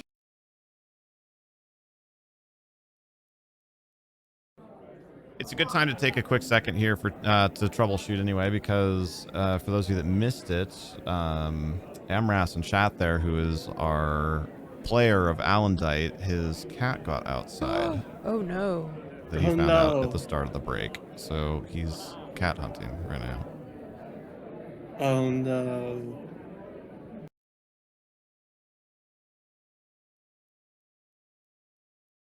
We spent the first little bit here kind of introducing our new player of Ava to the party and to the stream, Go and then kind of doing some housekeeping around town and getting set up to go out on our quest here. So for those of you that don't know, now's a great time to introduce as well. Our mystery player there that's now filling in for Ava for us is the wonderful mind over Mandy. Hey.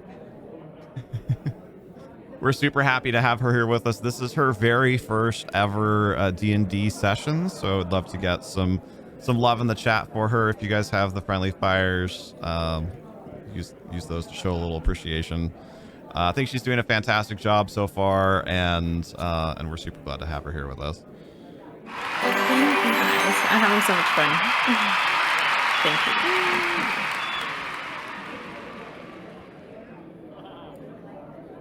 So as far as things go with Alondite, I mean, that could be it's in the backyard thing, and that could be a like days long quest to find Kitty. So I don't want to sound callous, but like I don't really know what we can do other than keep going, probably. The show must go on. If there was like literal, oh, really? Should we just sacrifice my monitor? Yeah, maybe your second monitor.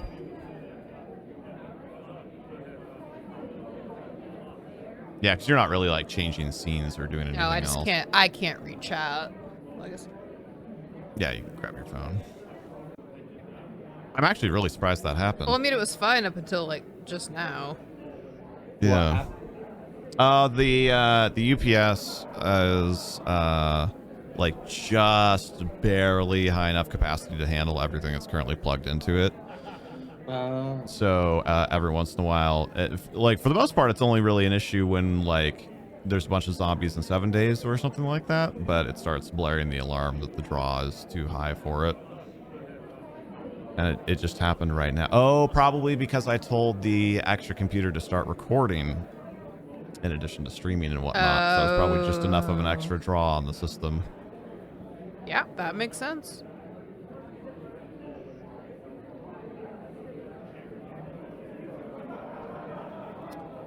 Yeah, we have another one on order. They're relatively expensive, and we weren't sure that we were gonna like it or that it was gonna be a good fit for us and whatnot. So we didn't want to dish for 2 of them without knowing. Also, sweetie, not to interrupt, but on my Twitch, it's saying that we're still streaming Undead.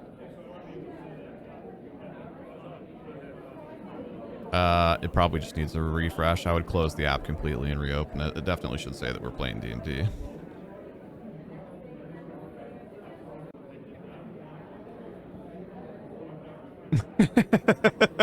I just saw Dakota's go, Mandy. It's your birthday. Oh, there we go. It's fixed. That's also a phenomenal zebra booty emote there, Mandy. That is wonderful.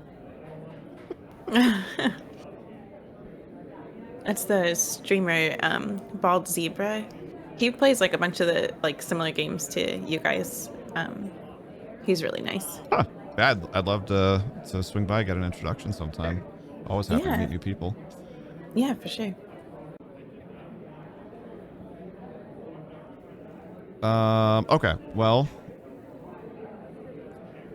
I'm gonna keep fiddling with my camera until the end of time if we don't move on. So like I said, for fear of any better way to be supportive of Alondite, I think we'll do that for now. Well, it feels we can retcon some of his stuff if there's anything he wanted to do. Yeah, for sure. Also, I suppose since we never actually did this with the party, Gabosh, you don't actually know what she looks like. Our rogue code for our group is that we are head to toe black with a mask on. And all you see on my eyes, you can see there's like permanent tattoo across the eyes, and that my eyes are white. Well, like super crystal blue. But you actually have no idea what I look like. Ooh, that's cool. And she speaks in a very kind of sort of spacey, haltering manner because like they don't really do a lot of talking when they're on missions. So the only socialization she has really outside of the group is Alondite.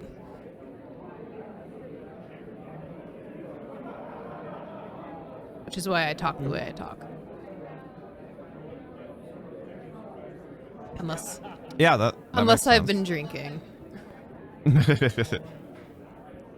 It's also worth pointing out, as far as having Mandy here with us and whatnot, Ava already had interactions with the party and was already a rolled out character. So this was, and has honestly a personality that I think is pretty fitting of Mandy.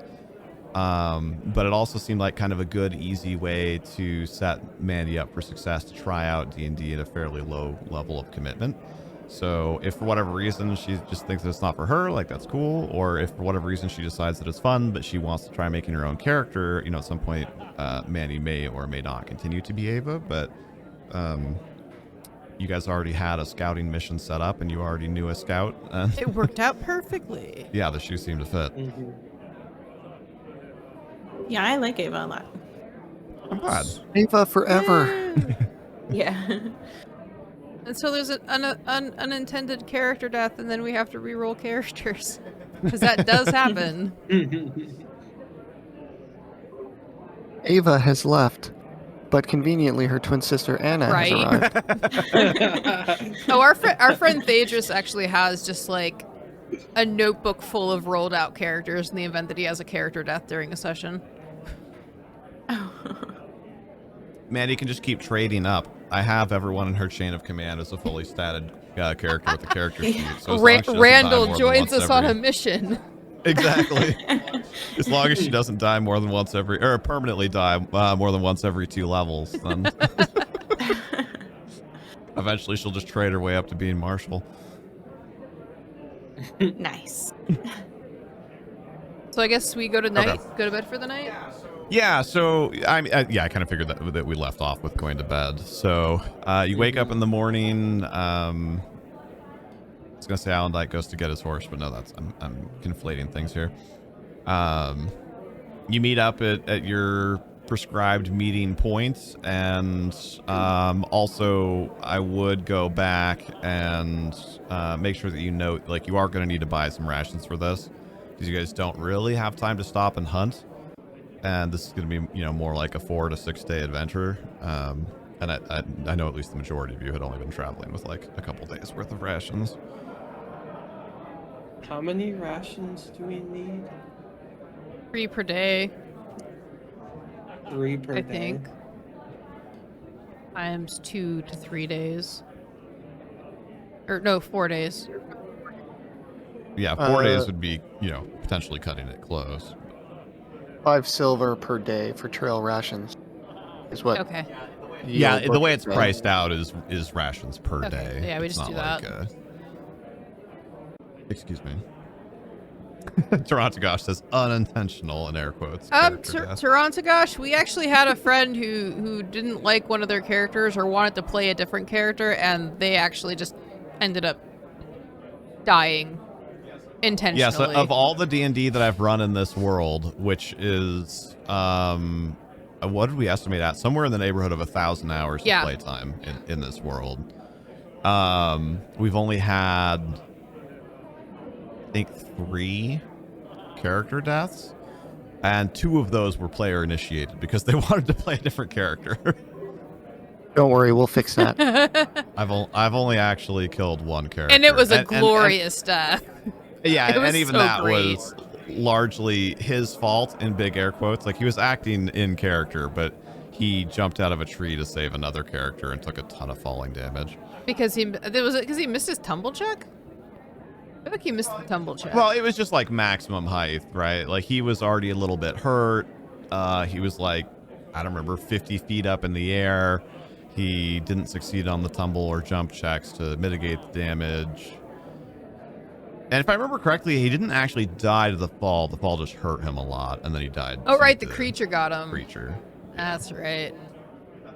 You've had that happen to you a few times where players try and kill their characters. You find it to be annoying. You'd have preferred them to just come to you and say something. Oh, yeah. No, so they weren't just like suicides or whatever. They folded me in on Yeah, the it just worked out that it was a death, not just a like they rode off into the sunset and boom, we got a new Well, and character. actually, I think Jugan did just leave. Now that Yeah, I think about it. Jugan met. He got to his part of where he wanted to go, and then Jugan's player switched to a different character. Yeah, so actually one of the probably 5 characters that filtered in and out, 4 of them left normally. 1 of them decided to kill their character, and then 1 character legitimately died. So I guess it's only actually 2 deaths. I was thinking that I can't think of the character's name, that Sean's character had died, but he didn't die. He just got framed for murder by the Dark Elf. Forgot about that. That was funny. But yes, agreed. I think a player not folding the DM in on their plan to like end their character, regardless of how that's going to happen, is bad form. Bad form, Peter. Bad form. Name that movie. You get bonus points. I don't count. I'm not allowed to answer because I know the answer. And I'm the streamer. Okay. Anyway, yeah. So Sally we sally forth, presumably with Ava leading the way.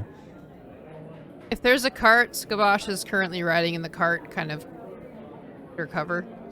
But is there a garden? Okay, no, we have to. No, we're progressing. No derailment. So, as a reiteration / for anybody who wasn't here at the beginning, we are currently at the town of Capstone, which is nestled between the mountains, the individual mountain of Capstone Peak and the Serpent Spine Mountains directly below where my finger is. And we are heading to the ruins of Old Capstone, which are more like, they don't actually show on this map, but they're more like down here between Capstone Peak and those other mountains that you see going off to the northeast. Peter Pan based on it being Peter? Well, I mean, yes and no. It's Hook. So the character being addressed is indeed Peter Pan, but it is not technically the movie Peter Pan. It's Hook. Hook was such a good movie. Hook's Yes, phenomenal. it was. I can't remember exactly what Peter does. I want to say it's when they're like dueling or something. All right. Hook's is So we bad have to go form, like Peter. over the lake and to the east. So Or yeah, west. it's up to you guys a little bit how you want to try and get over there. More directly and probably a little bit more safely would be going north around the mountain through the forest, but you could potentially go kind of skirt the lake or maybe even ferry across the lake and then go around the south side and go counterclockwise. That would probably be both the longer and the more dangerous route, but obviously I'll you're stay at the welcome to back do of the whatever. marching order just to be able to cover our tails in the event that there's a problem. Since we have an actual Actually, do you want to scout. switch to your full screen camera, sweetie? I'll leave us on that scene. I think The about it. faster way will probably be better then. Yeah, I feel like we kind of need to make up some time currently. Okay. Yeah. Let me. Oh yes, and for our timekeepers, since we spent the day in town, that makes this now the morning of the 15th day of Midspring.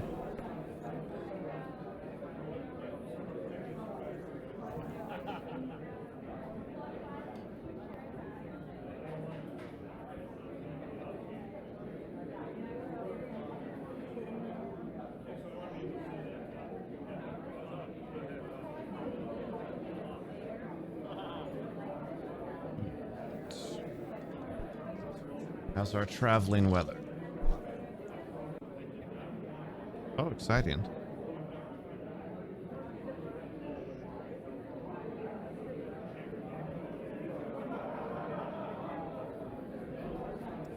All right. As you go to set off from town, you do note it's getting pretty stormy out. You're going to be traveling, in the woods and whatnot, so there'll probably be a reasonable degree of protection as far as that goes, but it's definitely not happy skies. Mm-hmm. It could have been worse, guys. He rolled snow so often in our other campaign, it wasn't even funny. I think we kind of just gotta try to travel through it. Yeah, I agree. I think Ava's in the front, right? So she kind of she sets the pace, and she's pretty good about keeping that pace to keep people moving even through the rain.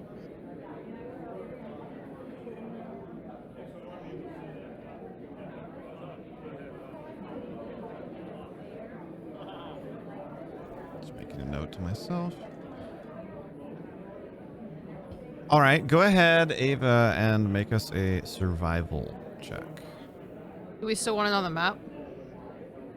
Yeah, for now. Just as we're just doing overland travel, at least for the moment. Oof. Oh no. It's not a 1. 2 plus 2, so 4. Okay.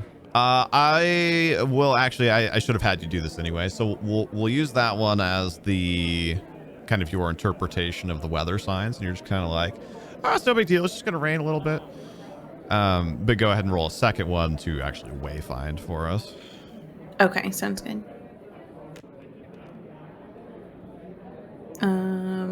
Still survival, right? Yes, ma'am.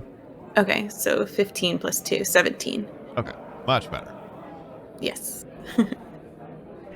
All right, the forest in this area, being as it's closer to kind of the, I don't know, I guess it's not really foothill because it's a single peak, but kind of close to the foothill, if you will, of the mountain. The trees and foliage are definitely a little more sparse. Things are a little bit more rocky and gravelly, so there's less underbrush, and traveling is definitely easier than the party's previous adventures, which had been going more or less directly to the northwest and kind of like paralleling the Serpent Spine Mountains. Not right next to them, but like going in that direction. So they had been setting out much more directly, like deeper into the forest, versus where this is kind of skirting this mountain peak and kind of using that terrain to your advantage. So there's no significant impediment to your overland travel speed. You're able to more or less march at normal speed. Maybe I'd say 1 hour of forced marching to accomplish like the normal amount of travel, just kind of to account for the occasional small rock slide that you have to avoid or what have you. But you even if you fail the save, like that only matters if you are doing additional forced marching. So I'm not too worried about bookkeeping that unless we need to go back and change that. So I don't think we need to do a check for this. As you're traveling, you're making your way clockwise around the mountain here. You start at about kind of 8:30, if you will, on the clock dial, and you get a ways, you get a few hours into the traveling, and the storm really rolls in and like starts picking up. There are extreme winds. You're still, you're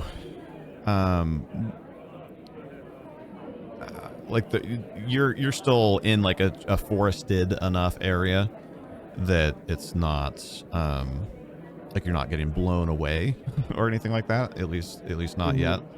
But like visibility is definitely reducing. Like rain is starting to pick up, especially coming from the southeast. So coming from, well, I guess more south of you, kind of generally in the direction of Capstone and whatnot. So you do appear to be moving like away from where the storm is, although obviously not not at a significant rate or whatever, because you're on foot. But you're not going into the storm. You're going either away from or at least in the same direction as the storm.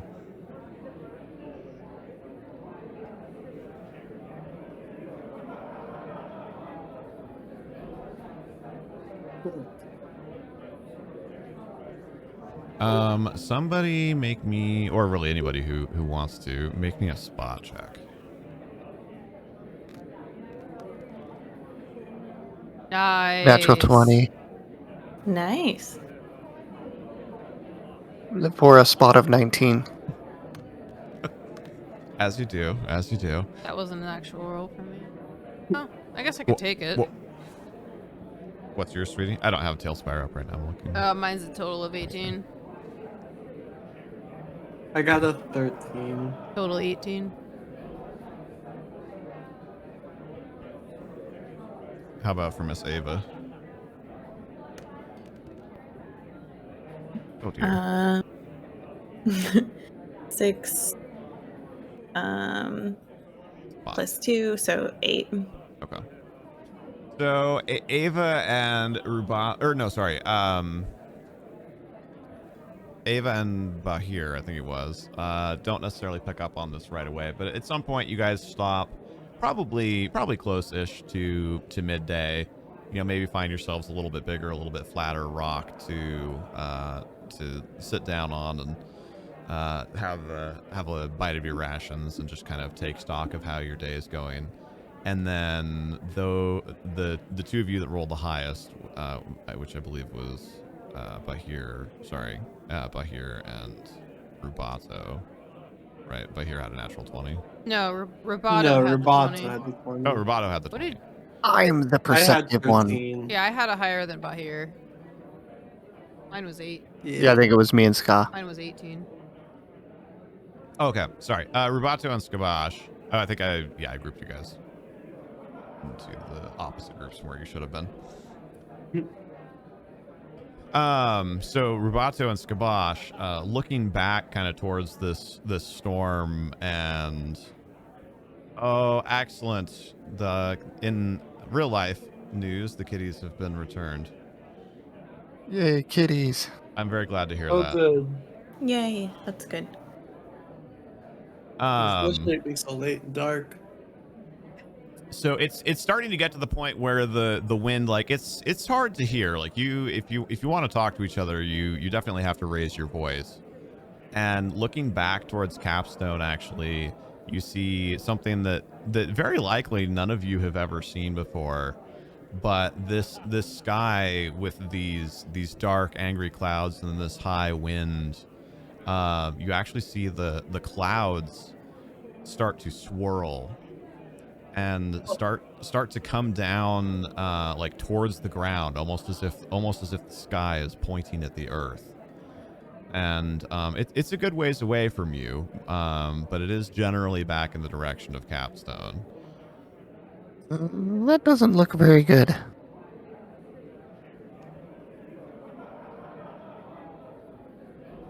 Yeah, that is some crazy stuff. Maybe we should pick up the pace a little bit for a little bit here. Let's keep going. Okay. Is it like touching down at Capstone? Does it look like? You're or far enough away. I guess you could make a survival check or a knowledge geography check to try and make a judgment on that, but you definitely can't just like see that from here. That would be a 16 survival. And so your survival's better than your knowledge. I don't have knowledge geography. Geography, yeah. Yeah, I don't have that specified, so I wasn't sure if you would want me to roll for it. Otherwise, it would be a +5 for that if we're counting knowledge. Yeah, no, but since you don't have it, 10 would be your Yeah. best result. So, I don't think you have a good enough read on the situation to lock it down to a precise location. It definitely looks close though. Oh, great. Like, it's definitely not there.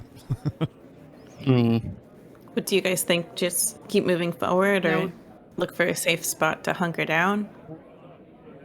I think we should We keep sh- going. we sh- It's we should keep behind moving. us, so. Okay, I I agree. don't exactly think turning back into the storm to see if people are okay is a good idea. So, yeah, keep going to get away from said storm, perhaps.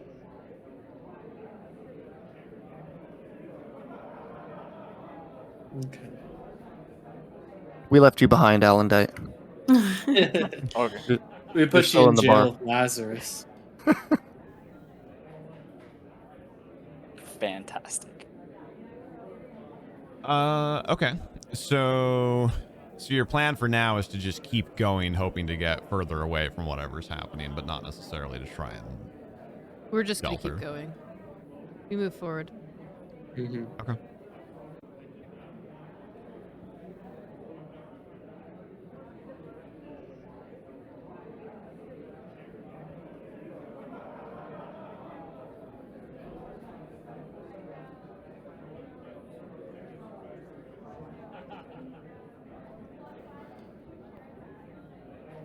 All right. As well, I guess I need to roll for encounters too. Yeah. Nope. Although I did just roll 69. Nice. Okay. Yeah, nothing particularly spectacular as far as encounters with wildlife or sentient beings go. You know, probably most things that don't have a specific goal and time frame in mind are choosing not to be out and about right now. So if anything, in a way, this is kind of unlocks a bit of fast travel for you. But the wind continues to really whip and howl, and you're definitely having to, well, I would say lean into it, but I did say you're walking away from it. So you're having to watch your balance a teeny bit more.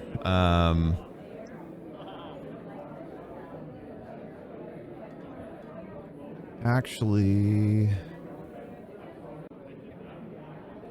probably want to consider taking some precautions to protect your little ones. It's to that point where people that are a few feet tall and a few stone of weight are potentially in danger of not necessarily remaining on their feet if you're in the wrong circumstance. I am very frail. We could put some rocks in our shoes, weigh us down a little. Just kidding. Or our... Or our chat says, I bet you can rig a kite up to lift Rubato up for an excellent view. I mean, with my cape, we might just need the string. So, yeah, so how would you guys like to handle that? Because if you are going to keep marching, that is going to be an issue for them. I mean, I could just see if Rubato can hang on to my, like, piggyback on me. I should be able... Alondite can carry the other. Yeah, that's a good idea. I'll take a piggyback ride. Unless I'll strap my book Unless in. Nice and Bahir, tight. what's Bahir's strength compared to mine? Thank you for the bets, Dakota. We appreciate you. Rubato, you might want to go with No, no, Bahir. I'm I'm not sure as you I'm not do. as strong, so I got you, Roboto. I'm built for Just Oh, don't shoot me in the back with the crossbow. I'm built for sneaking around and stabbing, not for lifting, unfortunately. I won't shoot you in the back, but this does give me a nice vantage point to shoot other things. Always have the high ground. It's a good lesson. Yes, if the plan is for people to carry, then the next strongest person is Alondite. Okay. Would Alondite mind carrying Ava? I would not mind, however, the complication. Hold on.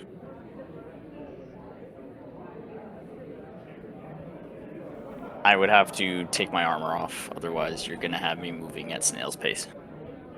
Welcome back, Snail. I do believe we are okay for that, since most things are probably hiding from the storm that we're currently walking through, which is why our Oh, Dennis was serious about the storm. in-game, yes, that was actually a thing.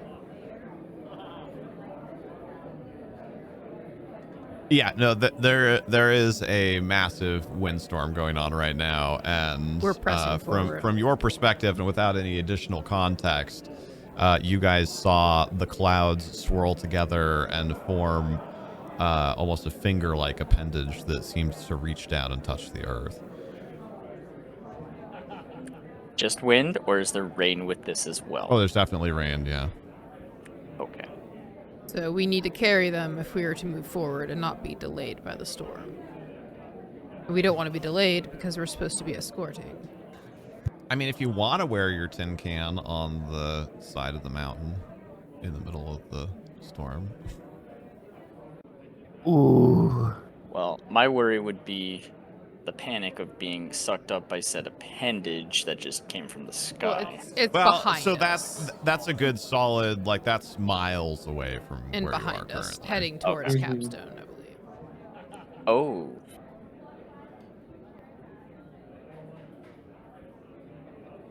Yeah, but I'm sure they're fine. There's literally nothing. Mercy wouldn't let a tornado destroy Capstone. There's literally nothing we can do for them. We need to press forward to deal with the orc situation. What's a tornado? Agreed. Yeah. It's a kind of pastry. It's twisted up and filled with goodies. They make it back where I come from. Okay. All right. Yeah. I guess yeah. Hop on. We'll push forward. Okay. Thank you, Alondite, for carrying me. Dakota says if the town dies, you don't have to return the horse. I mean, True, although you don't Yeah. have the horse That's yet. true, we don't. The horse is back at the town. the horse is gonna be in the tornado. Okay, anyway, sorry. So for the sake of time, you're going forward, you guys get this sorted out, you get your little ones picked up and strapped down and whatnot and carry on. The worst of it, the extreme winds, you're not necessarily staying on that high ground you were on, so you can't necessarily see this strange High thing ground? coming down from the sky, but the actual winds themselves, another couple hours later, about 3 hours later, do slowly start to subside. It's still windy, it's definitely still rainy, but it gets a bit easier to move, and the sky is still dark but lightens up a little bit.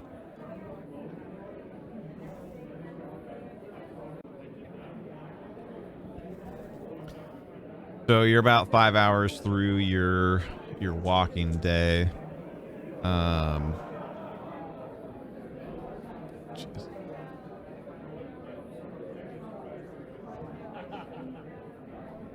As you get down, so I said it was going to take you approximately an extra hour, so a little bit of force marching potentially to make the progress that you would want to for the day.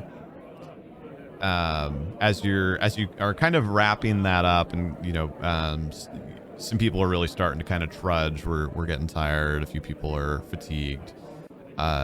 You hear the winds really start to like whip up again at that higher pace. And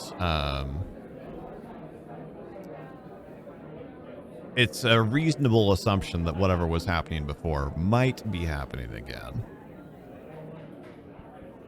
So just in case it matters, let's have everybody go ahead and make a Constitution saving throw for that force march. Does that include those of us who are being carried? No. Yes. Is that fortitude, right? Yes, sorry. Fortitude is the con-based saving throw. So yes, fortitude saving throw. I got a 16. Yep, that's a 17. 3. Nice. Would the halflings have to roll because they're not really walking? No, I already said no. Yeah, we're good. Oh, okay.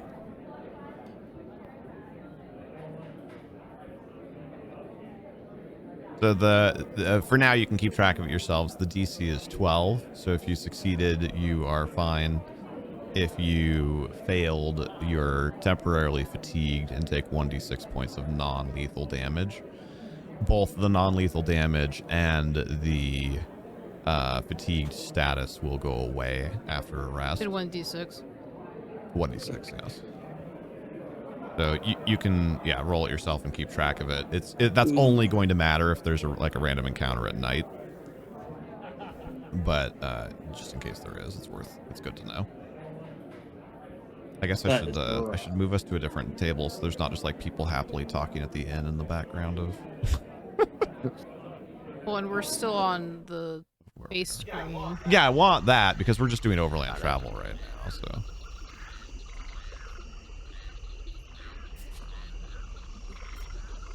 Players, summon players to board. But that's probably slightly better. So Skabosh failed it, and I feel like we had 2 fails and 1 success, but I don't remember who was what. I thought me and Alondite both passed. Yeah, Behir and Alondite both passed. I do not recall what Scoff. I think I was the only failure. Aw. This is Okay. Probably a good thing you weren't carrying me then. non-lethal.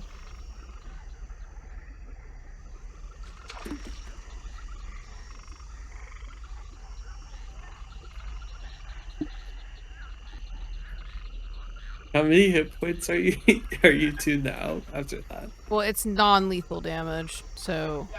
Yeah, I mean, it's still like damage, but it's not. Yeah, it's different. So I'm at 3 hit points then. Sort of. So like, if you take three or more points of damage, you will fall unconscious, but you won't be dying. Got it. Even if it's from something that's lethal, she wouldn't be dying. Correct, because you should have to take her. They're counted separately, essentially. So, Oh, okay. So if the total damage is more than your total hit points, then you would fall unconscious, but you don't start dying until the lethal damage exceeds your total hit points. Okay.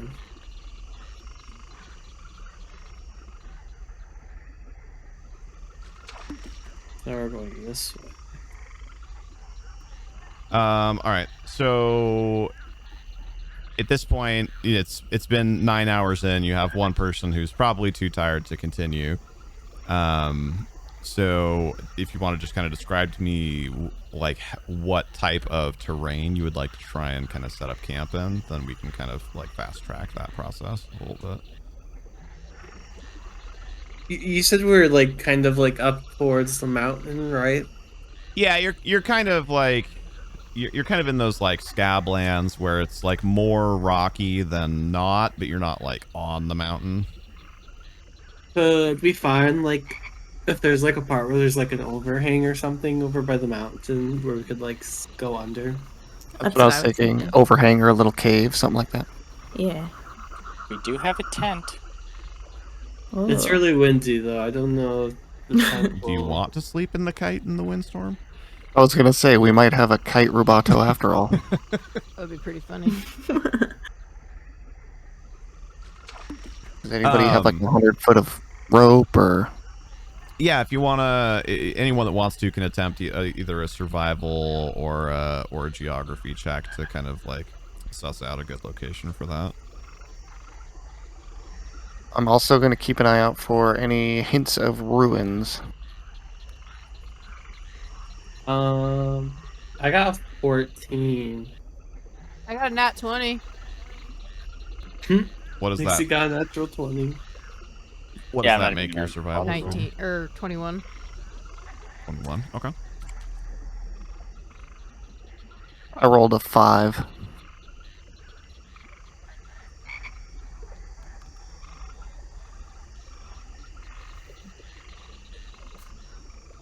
Okay. I rolled a 10.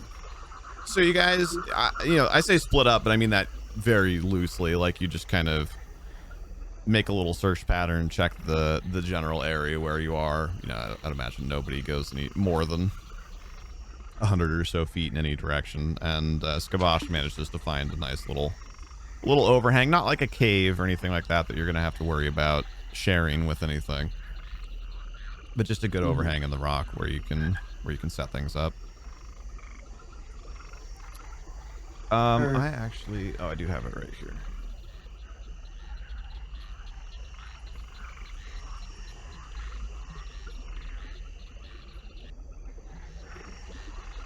Ava does not have a rank in concentration. Good to know. Oh wait, but you don't have an elf anymore. JK. Yeah, we don't get the you guys don't get the trance anymore. Nope. Womp womp. So No more. it's really just kind of a bookkeeping thing, but the best way usually to do it is you can kind of like if your sleep gets interrupted, you need an extra hour. So you can kind of sleep in like 4-hour shifts where you all trade off, and then Skabosh is gonna need a full night to regain. Or is it short rest? well, that's a 5th edition term. You just need to get a night's rest, which is 8 hours. Okay. Or 9 hours in the case of what I'm describing here. So essentially you spend like 9 or 10 hours sleeping instead of the 8 that you had been getting because of trancing with Lazarus. We can figure out the exact mechanics of it between sessions here, but that's, as far as that goes, it would essentially be 2 watches. So if you want to just kind of pair up or decide who's going to watch and who's not, let me know. I'm great at watch. I do great all the time. I'll do first watch with someone, and I'll write in the book while I'm doing that. I will do second watch. I'll join Alondite since he carried me Okay. up to fair this enough. point. Don't worry, guys. I've got second watch. The second watch too. Even though I'm not very good at watching. Oh, we'll be great. Okay. I think I'll help with second watch since we're doing. Is it gonna be 3 shifts or 2? 2. Oh, well. Yeah. I probably should rest. I failed. Yeah. So Skabosh kind of face plants, the rest of you set up for watches and whatnot. It's really not feasible to have like a campfire or anything right now with the wind. So you settle in. It's, you know, the wind, the general storminess in the area is subsiding, but it's kind of, the worst of it stops pretty abruptly. You know, like a half an hour to an hour later. But the general windiness and raininess and kind of crappiness of the day does drag on through your night and still kind of plagues things. About halfway through the second watch, there's a bit of a rock slide, not like an avalanche or anything like that, but the kind of rains and winds do knock some stuff loose, and you know, you specifically said that you were finding an overhang, so you're okay, but it's definitely a little disconcerting as you're sitting there watching out into the wilderness and then hearing a loud, like, tumbling, crushing, rushing towards you, and then seeing this kind of like curtain of rock roll over in front of your vision.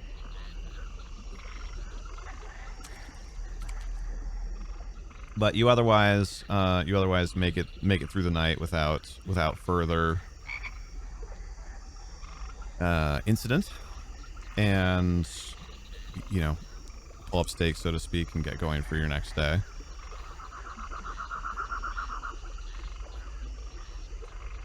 Classic Mercy weather dice.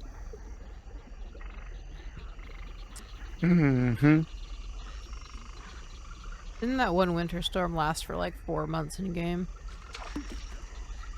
I don't think it was that long, but it was definitely weeks. Yeah, there was in this campaign, in our previous playthrough of this campaign setting, the party was going to essentially do some like mountaineering to try and find a path through the mountains, and they were setting off in like fall, like not even close to like winter time or anything like that, and there was an unseasonable winter storm that dropped like, I don't even remember, like 4 feet of snow in like 2 days.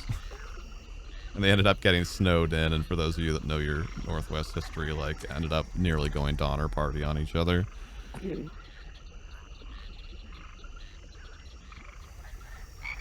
I think Dakota was gone by that point. I think long gone, yeah.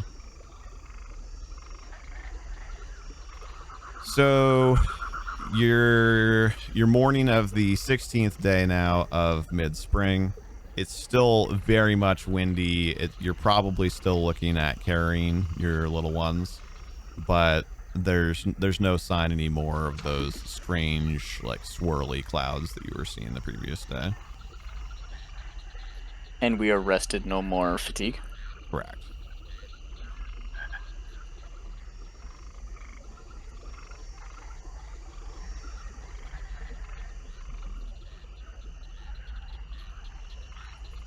Onward.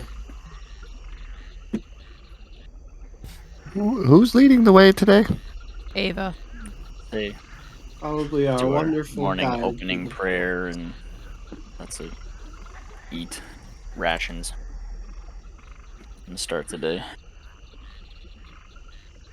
Yeah, those of you that don't have morning rituals, That's not good. that's not good at all. Hold on a sec.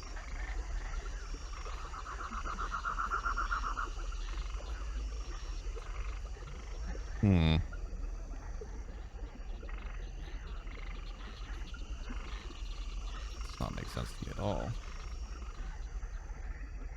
Sorry, our uninterrupted power supply is like screeching at us right now, and there's way less going on our computers than there was earlier when we were not having issues with it.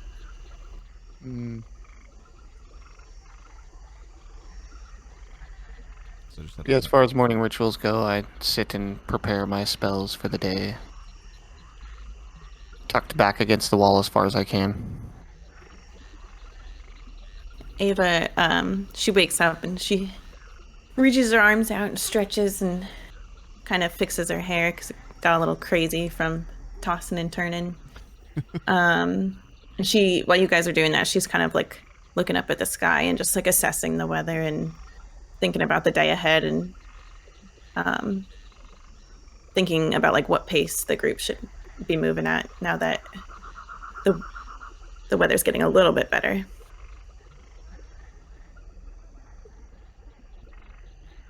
Yeah, it's very much still heavily windy, like I said, to the point of needing to be carried. But it's it's a lot like it's more of this is a windstorm and less of like this is a terrifying once in a lifetime event.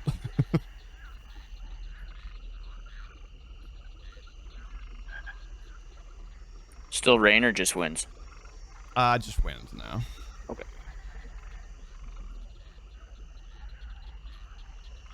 Captain's log. So go ahead and assuming that we're still following Ava's lead, go ahead and make us a new survival check just to wayfind. Oof. Yeah. 3 + 2, 5.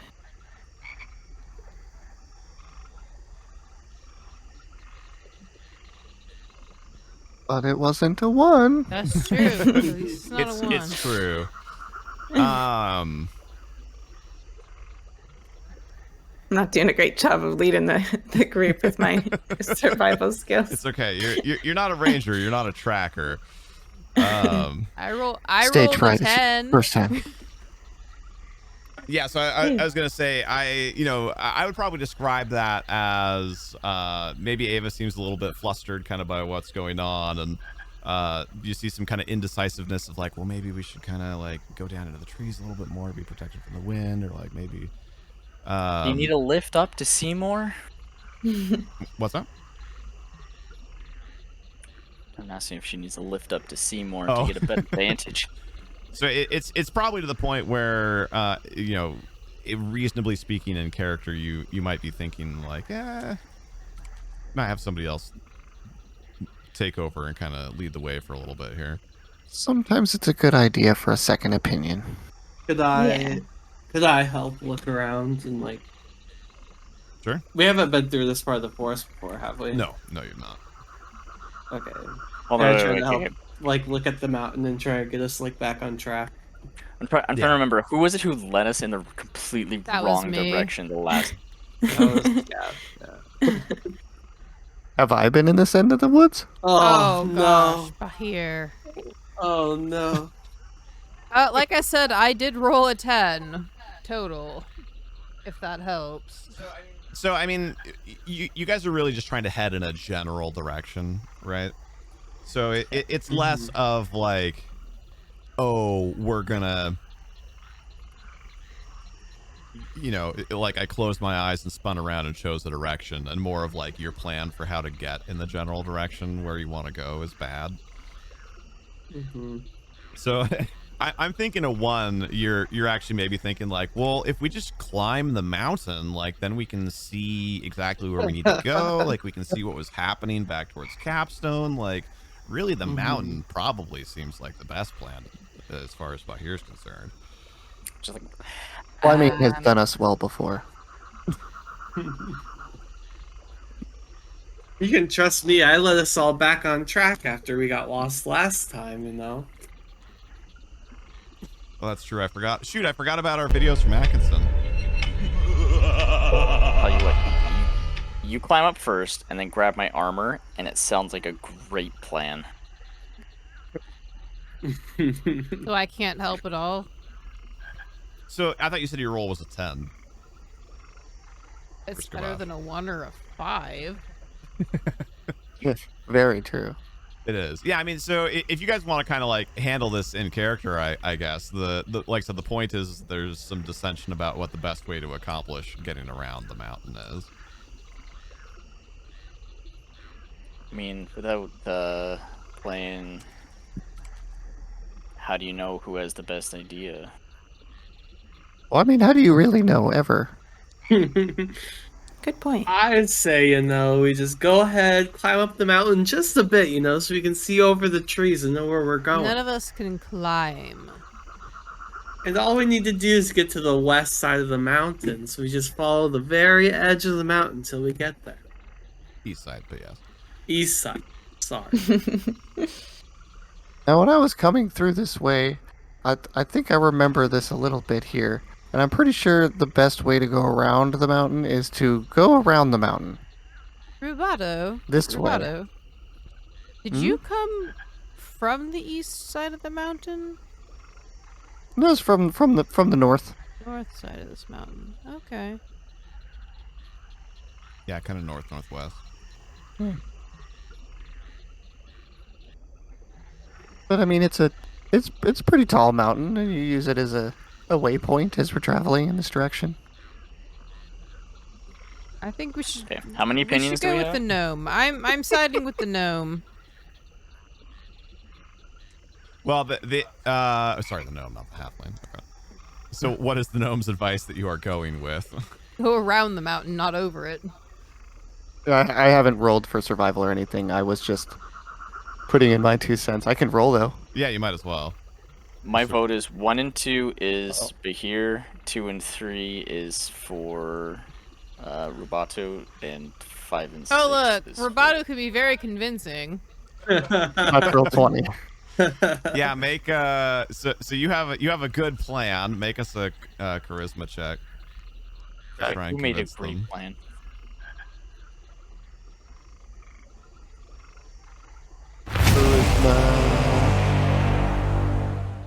That would be a 19. Okay. So it's I think almost a little bit like nobody's being as aggressive as this, but like a little bit everyone's kind of talking over each other, a la Council of Elrond and Fellowship of the Ring here. Like Ava's kind of like, well, we could go through the trees, and that way you wouldn't have to carry me. But like if we kind of went up the mountain a little bit, then like we could see better. And Bahir's like, yeah, we should totally go up the mountain. That's a great idea. And so everybody's kind of like talking over each other, and then eventually Rubato, I think let's say for flavor, maybe you get everyone's attention with a little cantrip, a little burst of magic, or a waving hand, or what have you. You have some sort of illusion spell, right? Yeah, I'll make a hand just appear in the middle of the group and just snap in front of everybody's face to get their attention. Be like, the best route to go would be to just skirt along the edges of the trees so we can stay out of the wind. We'll have a clear view of out the side of us from the mountain here, but we'll stay a little hidden out of the wind here. And we'll just skirt around the mountain. It'll be the fastest way. I like it, and it doesn't Sounds involve good. climbing.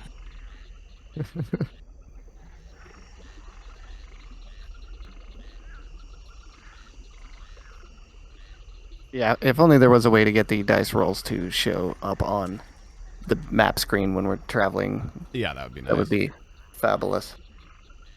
But I think also overall, these are like abstract enough decisions that it's not, I don't think it's as important as like, oh, did they hit or not? Yeah, it's fair. So, okay. Sally forth. Yeah. Thankful for your strange little gnome guide who somehow seems to have traveled around this area a lot. You guys decide upon that plan of action and carry on. Carry on my wayward son. I am a bit of a wayward son, aren't I? This way. All right. There are. I'm thinking more like Yoda on the back of Luke Skywalker pointing in the direction we need to go because you're being carried. Over Bahir's head. Yeah. I can be your backpack, volume. Hold Bahir's hair. No, not that way. That way. Yeah. So, you know, kind of continuing to ride out this otherwise quietness in the wilderness due to the windstorm, you guys are actually able to make really good time. You're not there's no wild animals, there's no sign of sentient creatures. It's relatively easy traveling minus the wind and maybe the occasional little pattering of rain, although it's not primarily raining at this juncture. Oh, this is really disorienting, not even being able to see my own map because I have to turn the monitors off.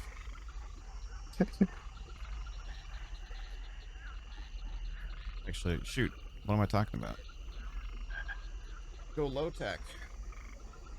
My dang folio. There. I have the actual map. The folio. The DM map. With all the extra juicy details on it. Robotatuli.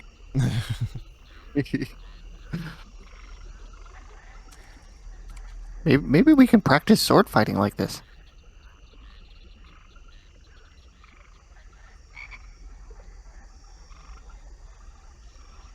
All right, so you, as kind of your second day of travel here winds down, you can see what has been kind of broadly described to you as the area where the ruins of Old Capstone is. There, as you kind of have come around the mountain, you've gotten to kind of like 1 o'clock, 2 o'clock on the directionality versus the mountain. You actually see a range of mountains, smaller than Capstone, but still large mountains that kind of originate from your perspective from Capstone and go up to the northeast. And if you were to kind of continue for just a little bit more time, kind of around Capstone, because right now you're kind of like right at the kind of the foothills between the start of this mountain range and Capstone, and just kind of south of these mountains is where the ruins of Old Capstone are.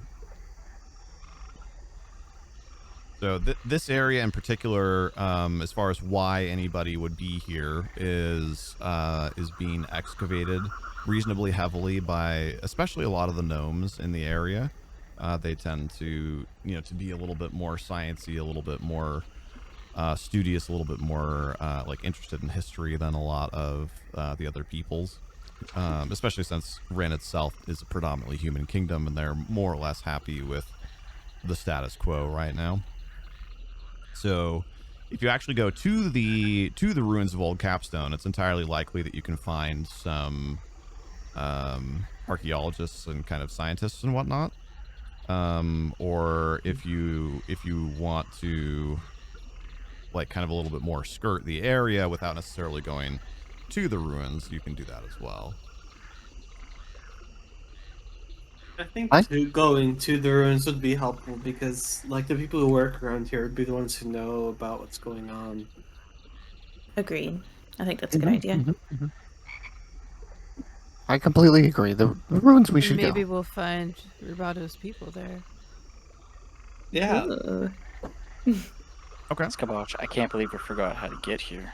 Like, don't you remember how we used to talk about coming to these ruins all the time Did. and trying to find relics? Oh my gosh, those were fun times. You drag your brother along? He hated it. Oh, absolutely. But he still Oh, joined. of course, because he wanted to impress you. So it's up to you. It's probably another 2 or 3 hours of travel. You could try and force march it, or you could camp here and then arrive there in the morning the next day. That'll make us be cutting it very close getting back. Will it not? Yeah, we're running a little short on time.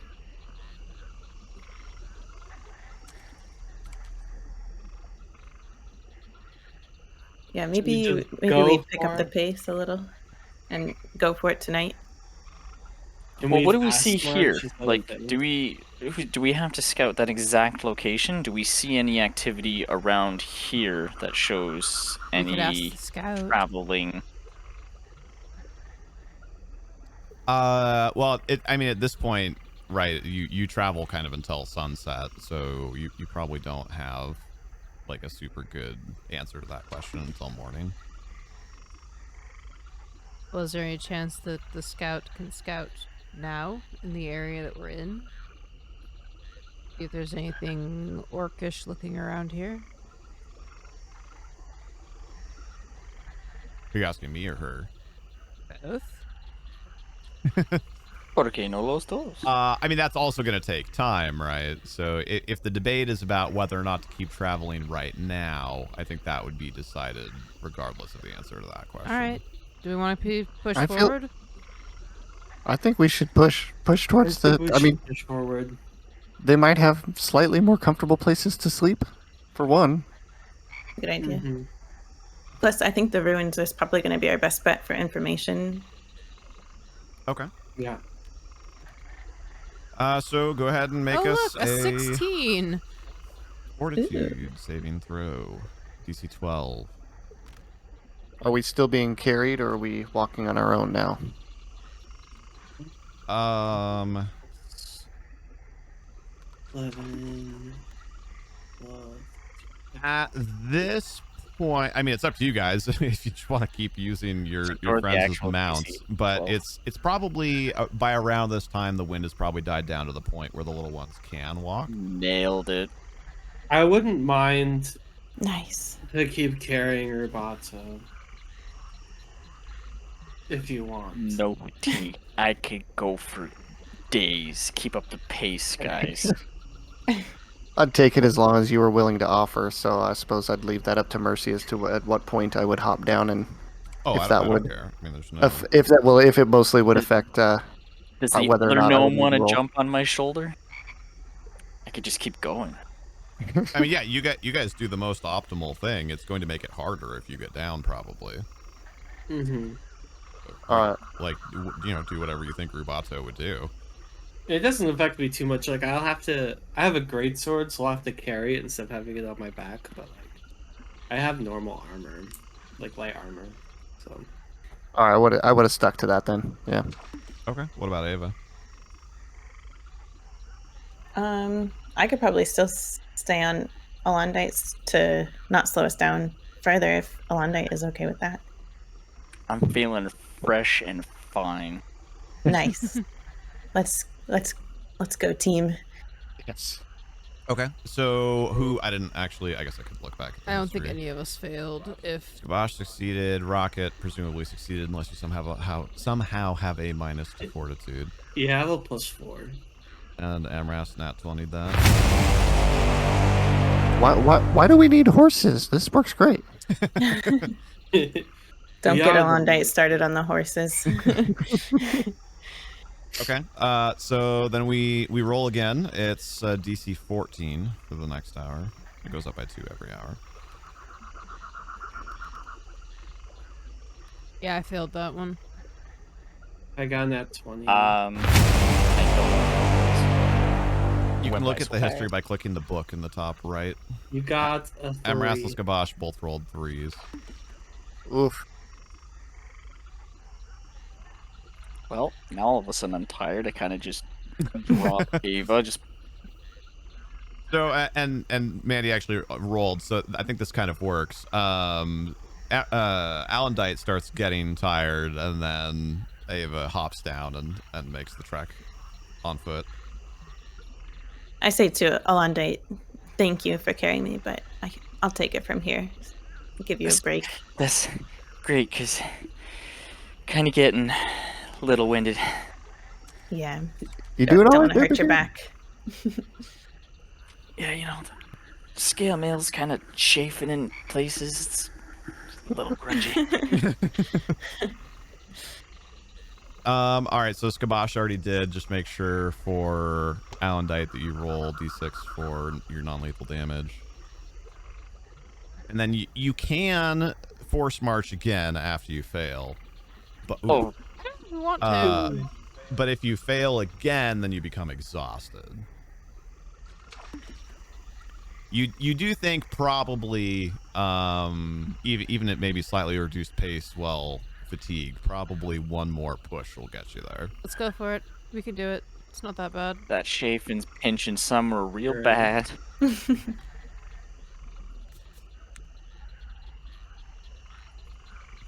Well, I did not make it that time. And this I is got a 13. DC 16 this time.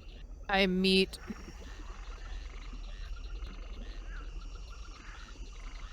I would jump down then when I see Bahir starting to struggle, and It probably wouldn't be towards the end though, because I did get to 14, and I only took 1 damage. okay, well, All right, so the only person who's actually failed 2 is Alondite. Everybody else is just fatigued. And I think probably it makes the most sense. Like I think you receive that status effect at the end of the hour. It doesn't make sense for it to happen at the beginning, because then why are you rolling? So I think we can actually call that. Sweetie, go ahead and switch back to the Talespire scene.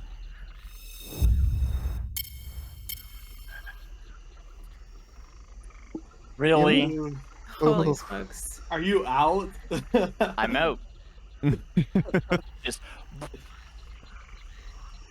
Well, at least we made it to where we were going. Let's rest. God, I almost clicked the delete button on the board. That would have been the worst thing ever. That would have been. We forced marched the tin can out of commission. I think it's doing that when we switch, Oh. because the computer has to like load everything. So it draws extra hard for a second. Oh yeah, can hear the ding ding dings. Give it a second. Yeah, I think it's because it has to render like a billion objects in like a half a second in order to load the map. sweet. Am I now considered exhausted? Yes, you are exhausted and technically fall unconscious from the non-lethal damage as well. Bro, guys, come on. And did we make it to Yes, the yes, you did. ruins then? I would have already swapped you over to the board, but the UPS was screaming at us again. So. Yeah, no, that's okay. That will not be a problem in the future. This is a one-time problem. We've already bought a second one. It's just not here yet. That's good.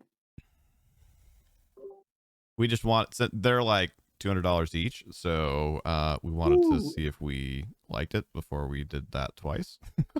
Yeah, that's a good call. Oh, of course, now it's doing it because Pixie had to load all the stuff. Jeez, Pixie, how dare you? I mean, my screen's the one that's showing what we're doing, so yeah. It's still not liking it.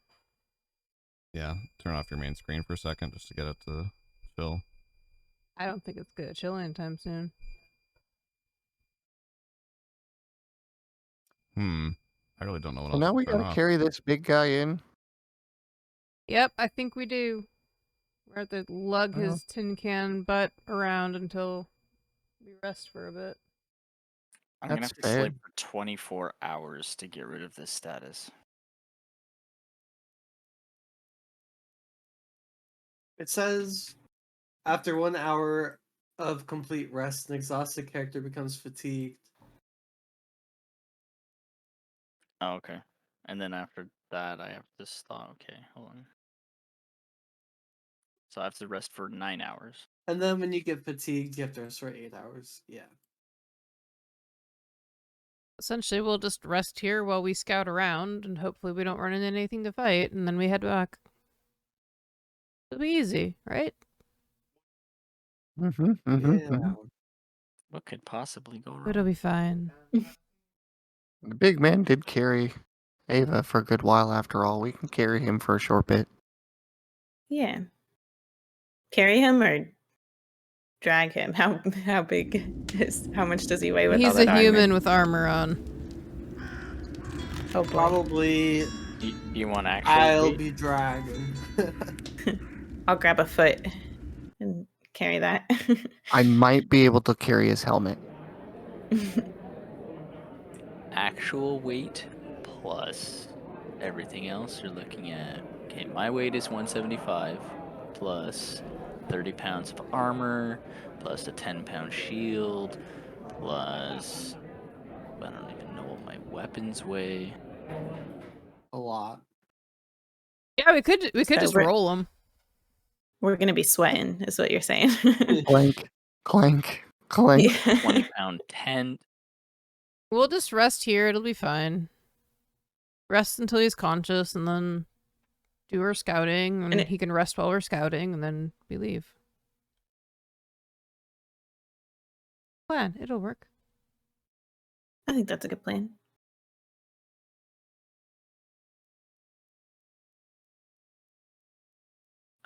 Should we look for a place to rest, or do you think we have that tent? Should we use the tent?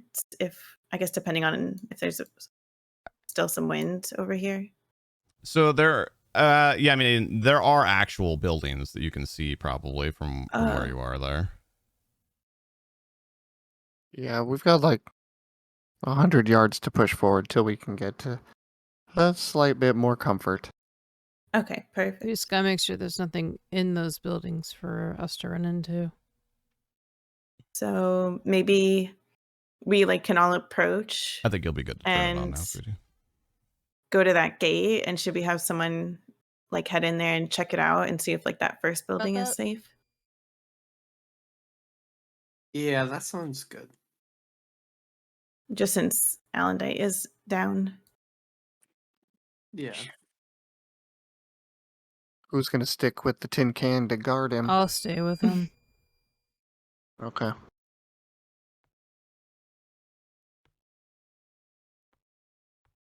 Drag Alondite down the road.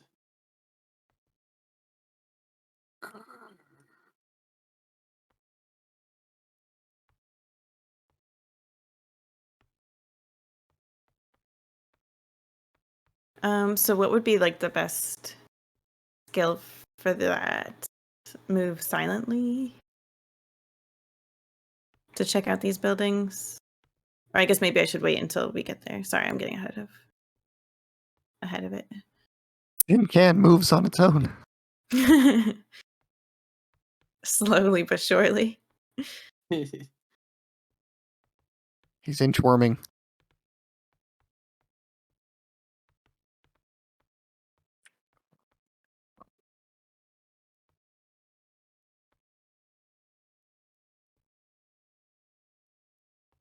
I assume one of you is dragging me. I can't hear you. Yeah, I'm dragging you. Oh, sorry.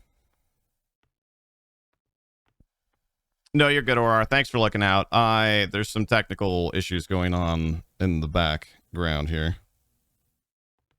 Yeah, no, you're good. Bakar, thanks for looking out, and Aurora too. This should be the very last D&D stream that we have that has any sort of issues like this, but it's definitely been a challenge on the back end tonight. Thank God we're not trying to also manage a huge fight or something like that.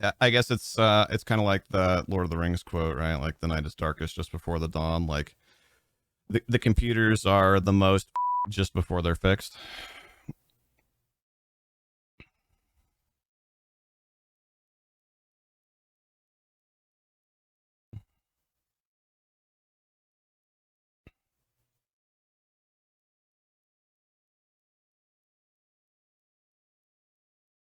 So hopefully when I open Talespire here, it doesn't start screeching again. It shouldn't, with 5 monitors worth of draw moved off of it.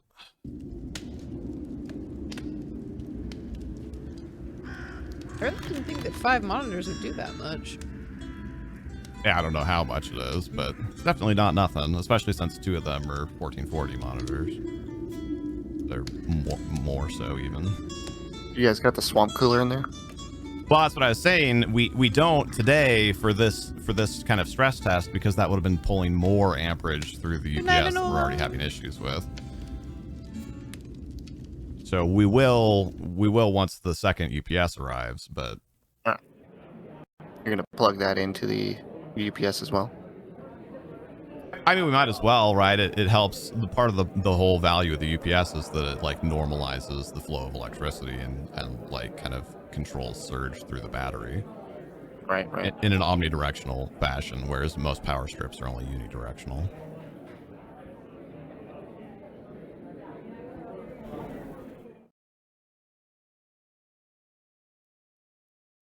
Okay, if it's going to screech, it's going to do it right now while I'm loading the map. Yay!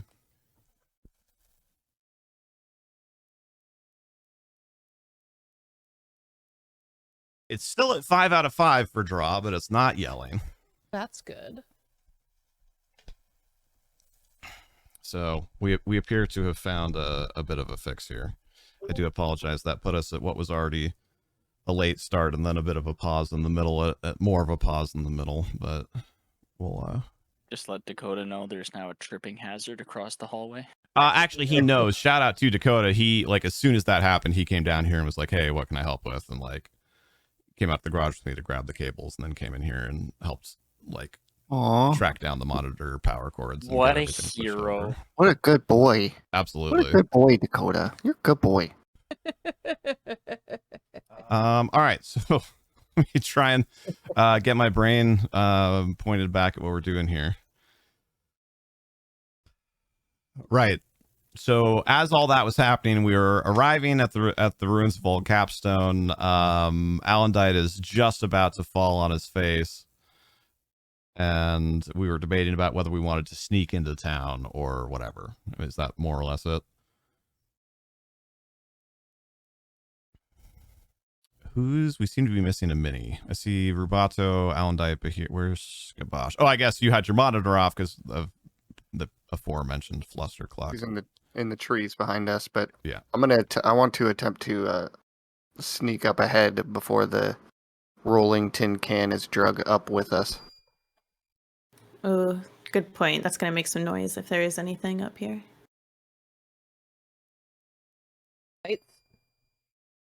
Perhaps I can hang back with them if you guys want to go ahead.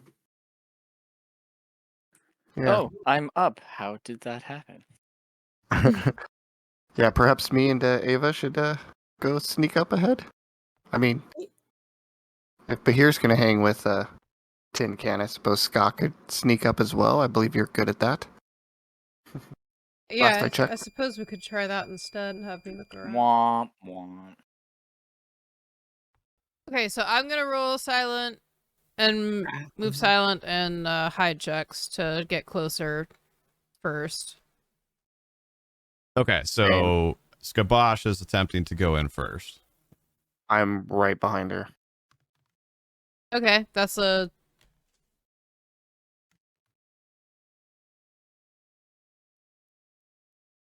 That's a 25 to my move silent. I got a 13 move silent. I'm gonna go boots first, face last. And a 19 to hide.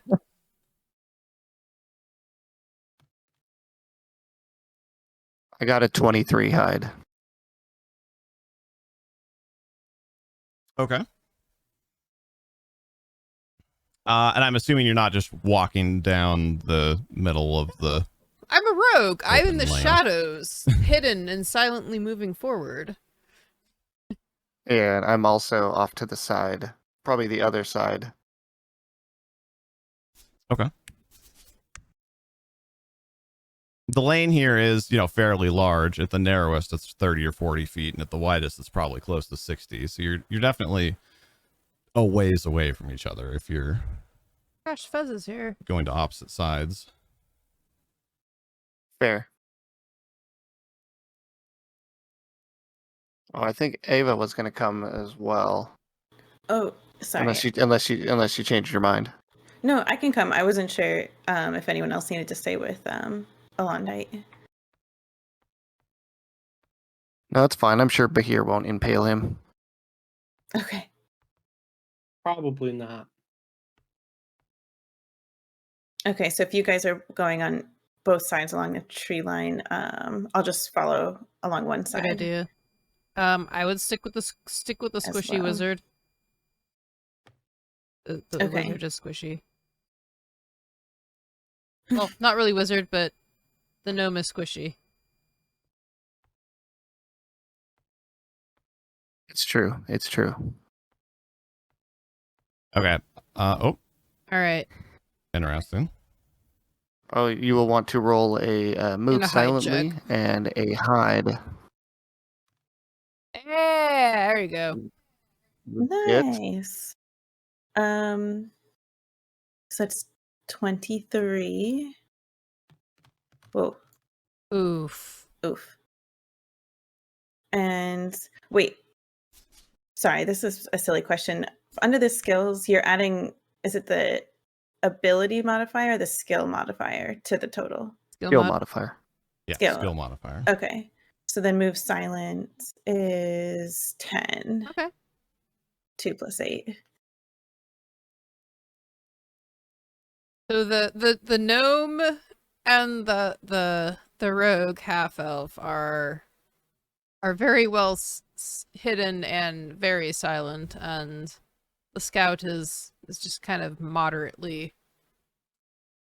Sure. Yeah, not exactly rolling a boulder through the underbrush, but maybe not. Maybe It not. it whisper might quiet sound like either. an animal kind of going through the underbrush to an untrained Sure. ear. Both me and Ava did roll really high on hide, but not so high on What was our lowest hide? her 21, was it? Hide was the first one? Yeah.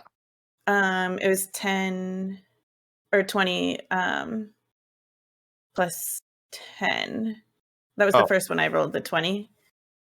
So I think 30 then total. Oh, okay. Well, then I think my hide was actually the lowest at 23. Oh, Jesus. Okay. I was adding the wrong number before, sorry. Because I think Ska got higher than that. I think we had around the same hide. Okay. But So then, yeah, you're feeling pretty good about your stealth overall. Like, how close do you want to get? I'll get up to the gate. Stick into the shadows. You set up Yeah. to the gate. Okay. Wait, go ahead and move yourself. Wait, before I do that, I'm gonna search for traps. Oh, good call. Because I'm I'm going to be Because working my way up I'm to a rogue, and I know that people like to set about traps here. because rogues like to deal with traps. I do know a thing or two about stepping in traps. It's a search, right? It's a search for a 5-foot area. Yeah. Oh, no, not 2. Hang on. Oh, I'll just roll them and get rid of them. Hang on, guys. Sorry. She rolls a 37. You found No, all but I of did roll a them. 22. Okay. Yeah, and where is it that you're checking? Just like the area in front of me as I'm moving forward. Okay. Well, yeah. So technically, you have to roll for every 5 foot square. Hey, there's one.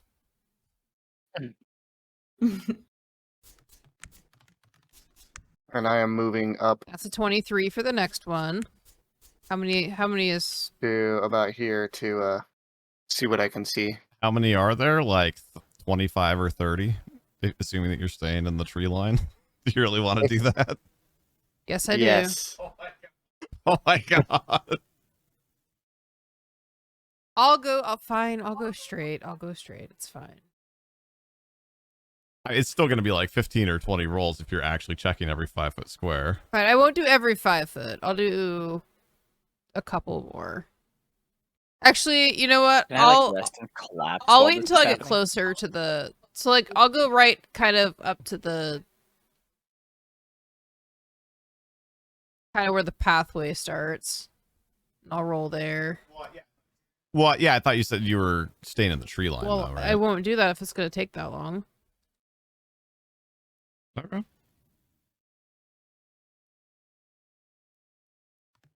From my position here, can I see That's anything a 26 total.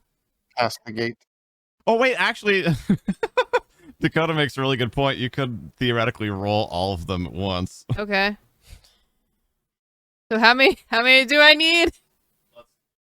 Let's call it 30. Do it. My god. Okay, it's gonna crash. That smile on Oh my face. gosh.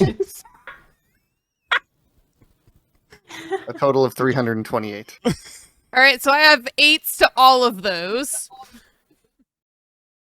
So I'm pretty sure I pass all of them for my search checks.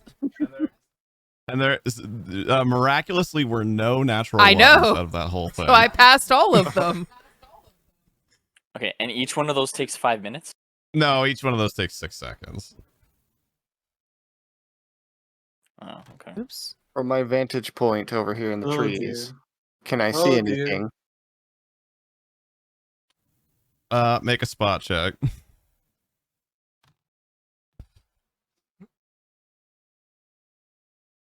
That is a 10. Not really. You know, you're not super used to sneaking around, so you're probably being pretty conservative as far as your positioning goes, and you're not really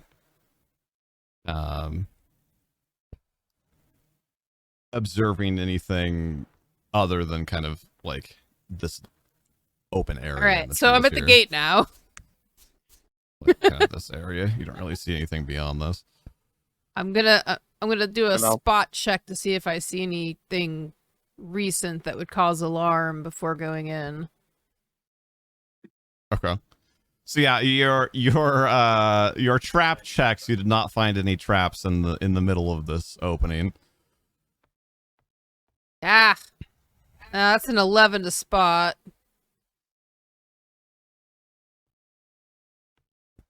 That's what you spent like 3 minutes doing that search.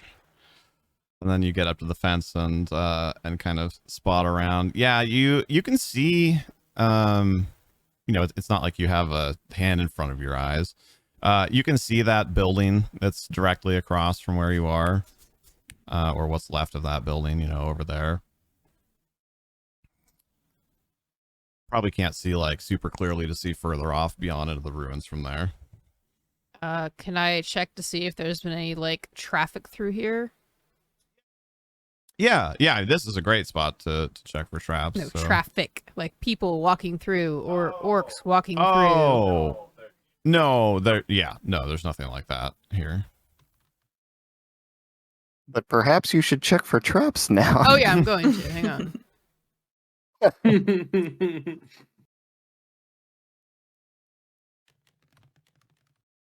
14.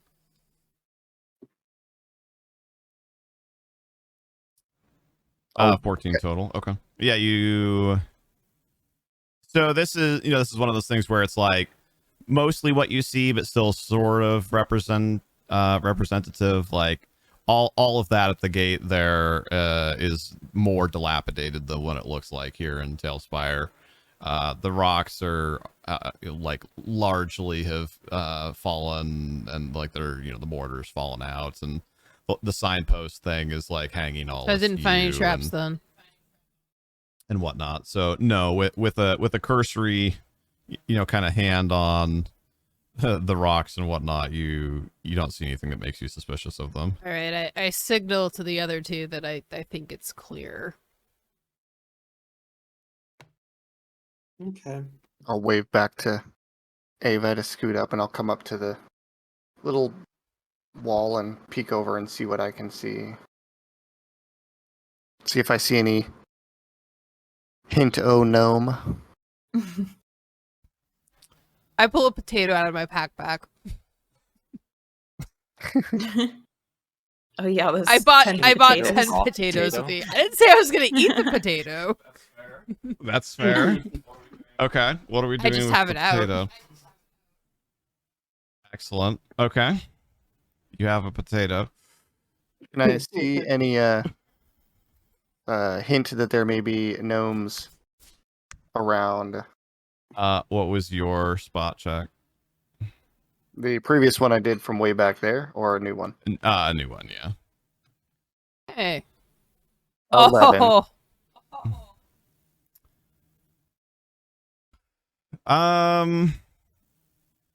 No, I don't think you can. You have a different view than she does. You see like another ruined building kind of off the left side of the road.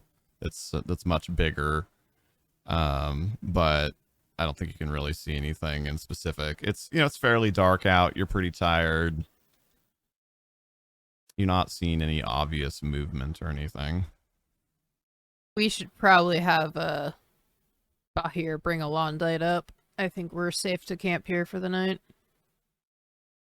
One of the buildings out of the wilderness.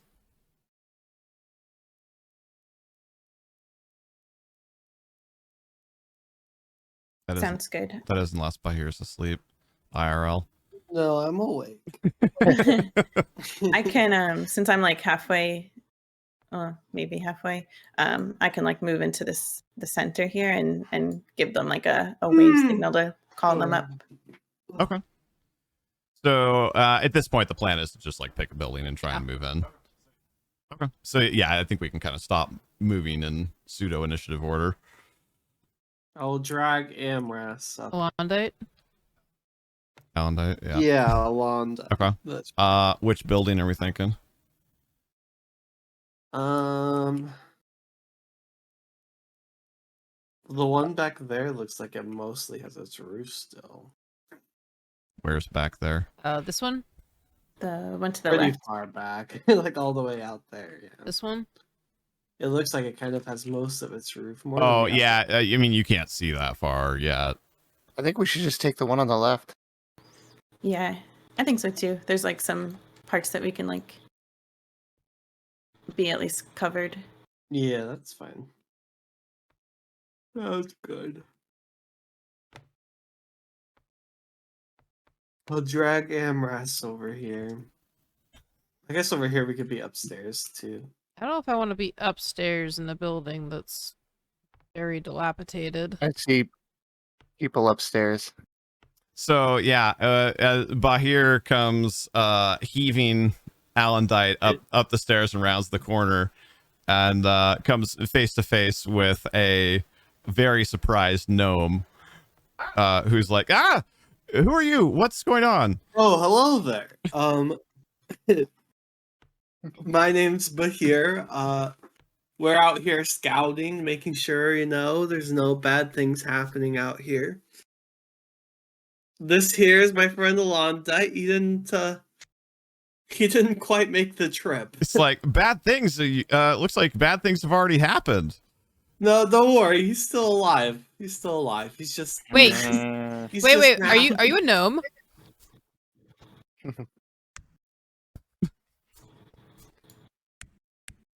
That guy's not a gnome. You're That's asking over the there. person that's speaking if Yes. they're a gnome. He kind of like checks over his shoulder to see that his companions are coming over as well.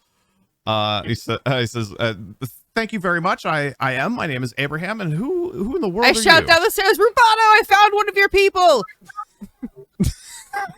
I found the gnome. Now, Gaff, just because they're all gnomes, don't But mean they know each other. maybe he might have okay? seen other gnomes in the area. Or I guess I could say it doesn't mean they know each other. Oh. But That was amazing. Oh dear. there it is.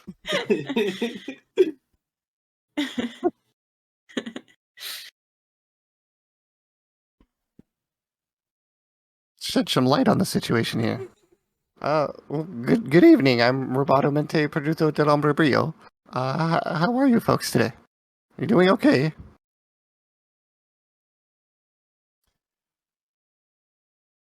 You have some degree of low light vision or something, right? Roboto. I believe so. Yes. Okay. He very much raises an eyebrow at you, like specifically at you when you say that. Like gives all of you a once over again. Is Ava, are you actually like down there, or did you come up to? I wasn't sure if I should like keep my distance or like maybe be like whatever looking you down. want to do. It's your story. Yeah, it's totally fine. I just didn't want to Okay. like be excluding you from that if you were. Yeah, intending I'm to be. gonna chill like right here ish, and then that way I can like keep an eye on like the All bottom right, of this Alondite building is here. just on the ground. Okay.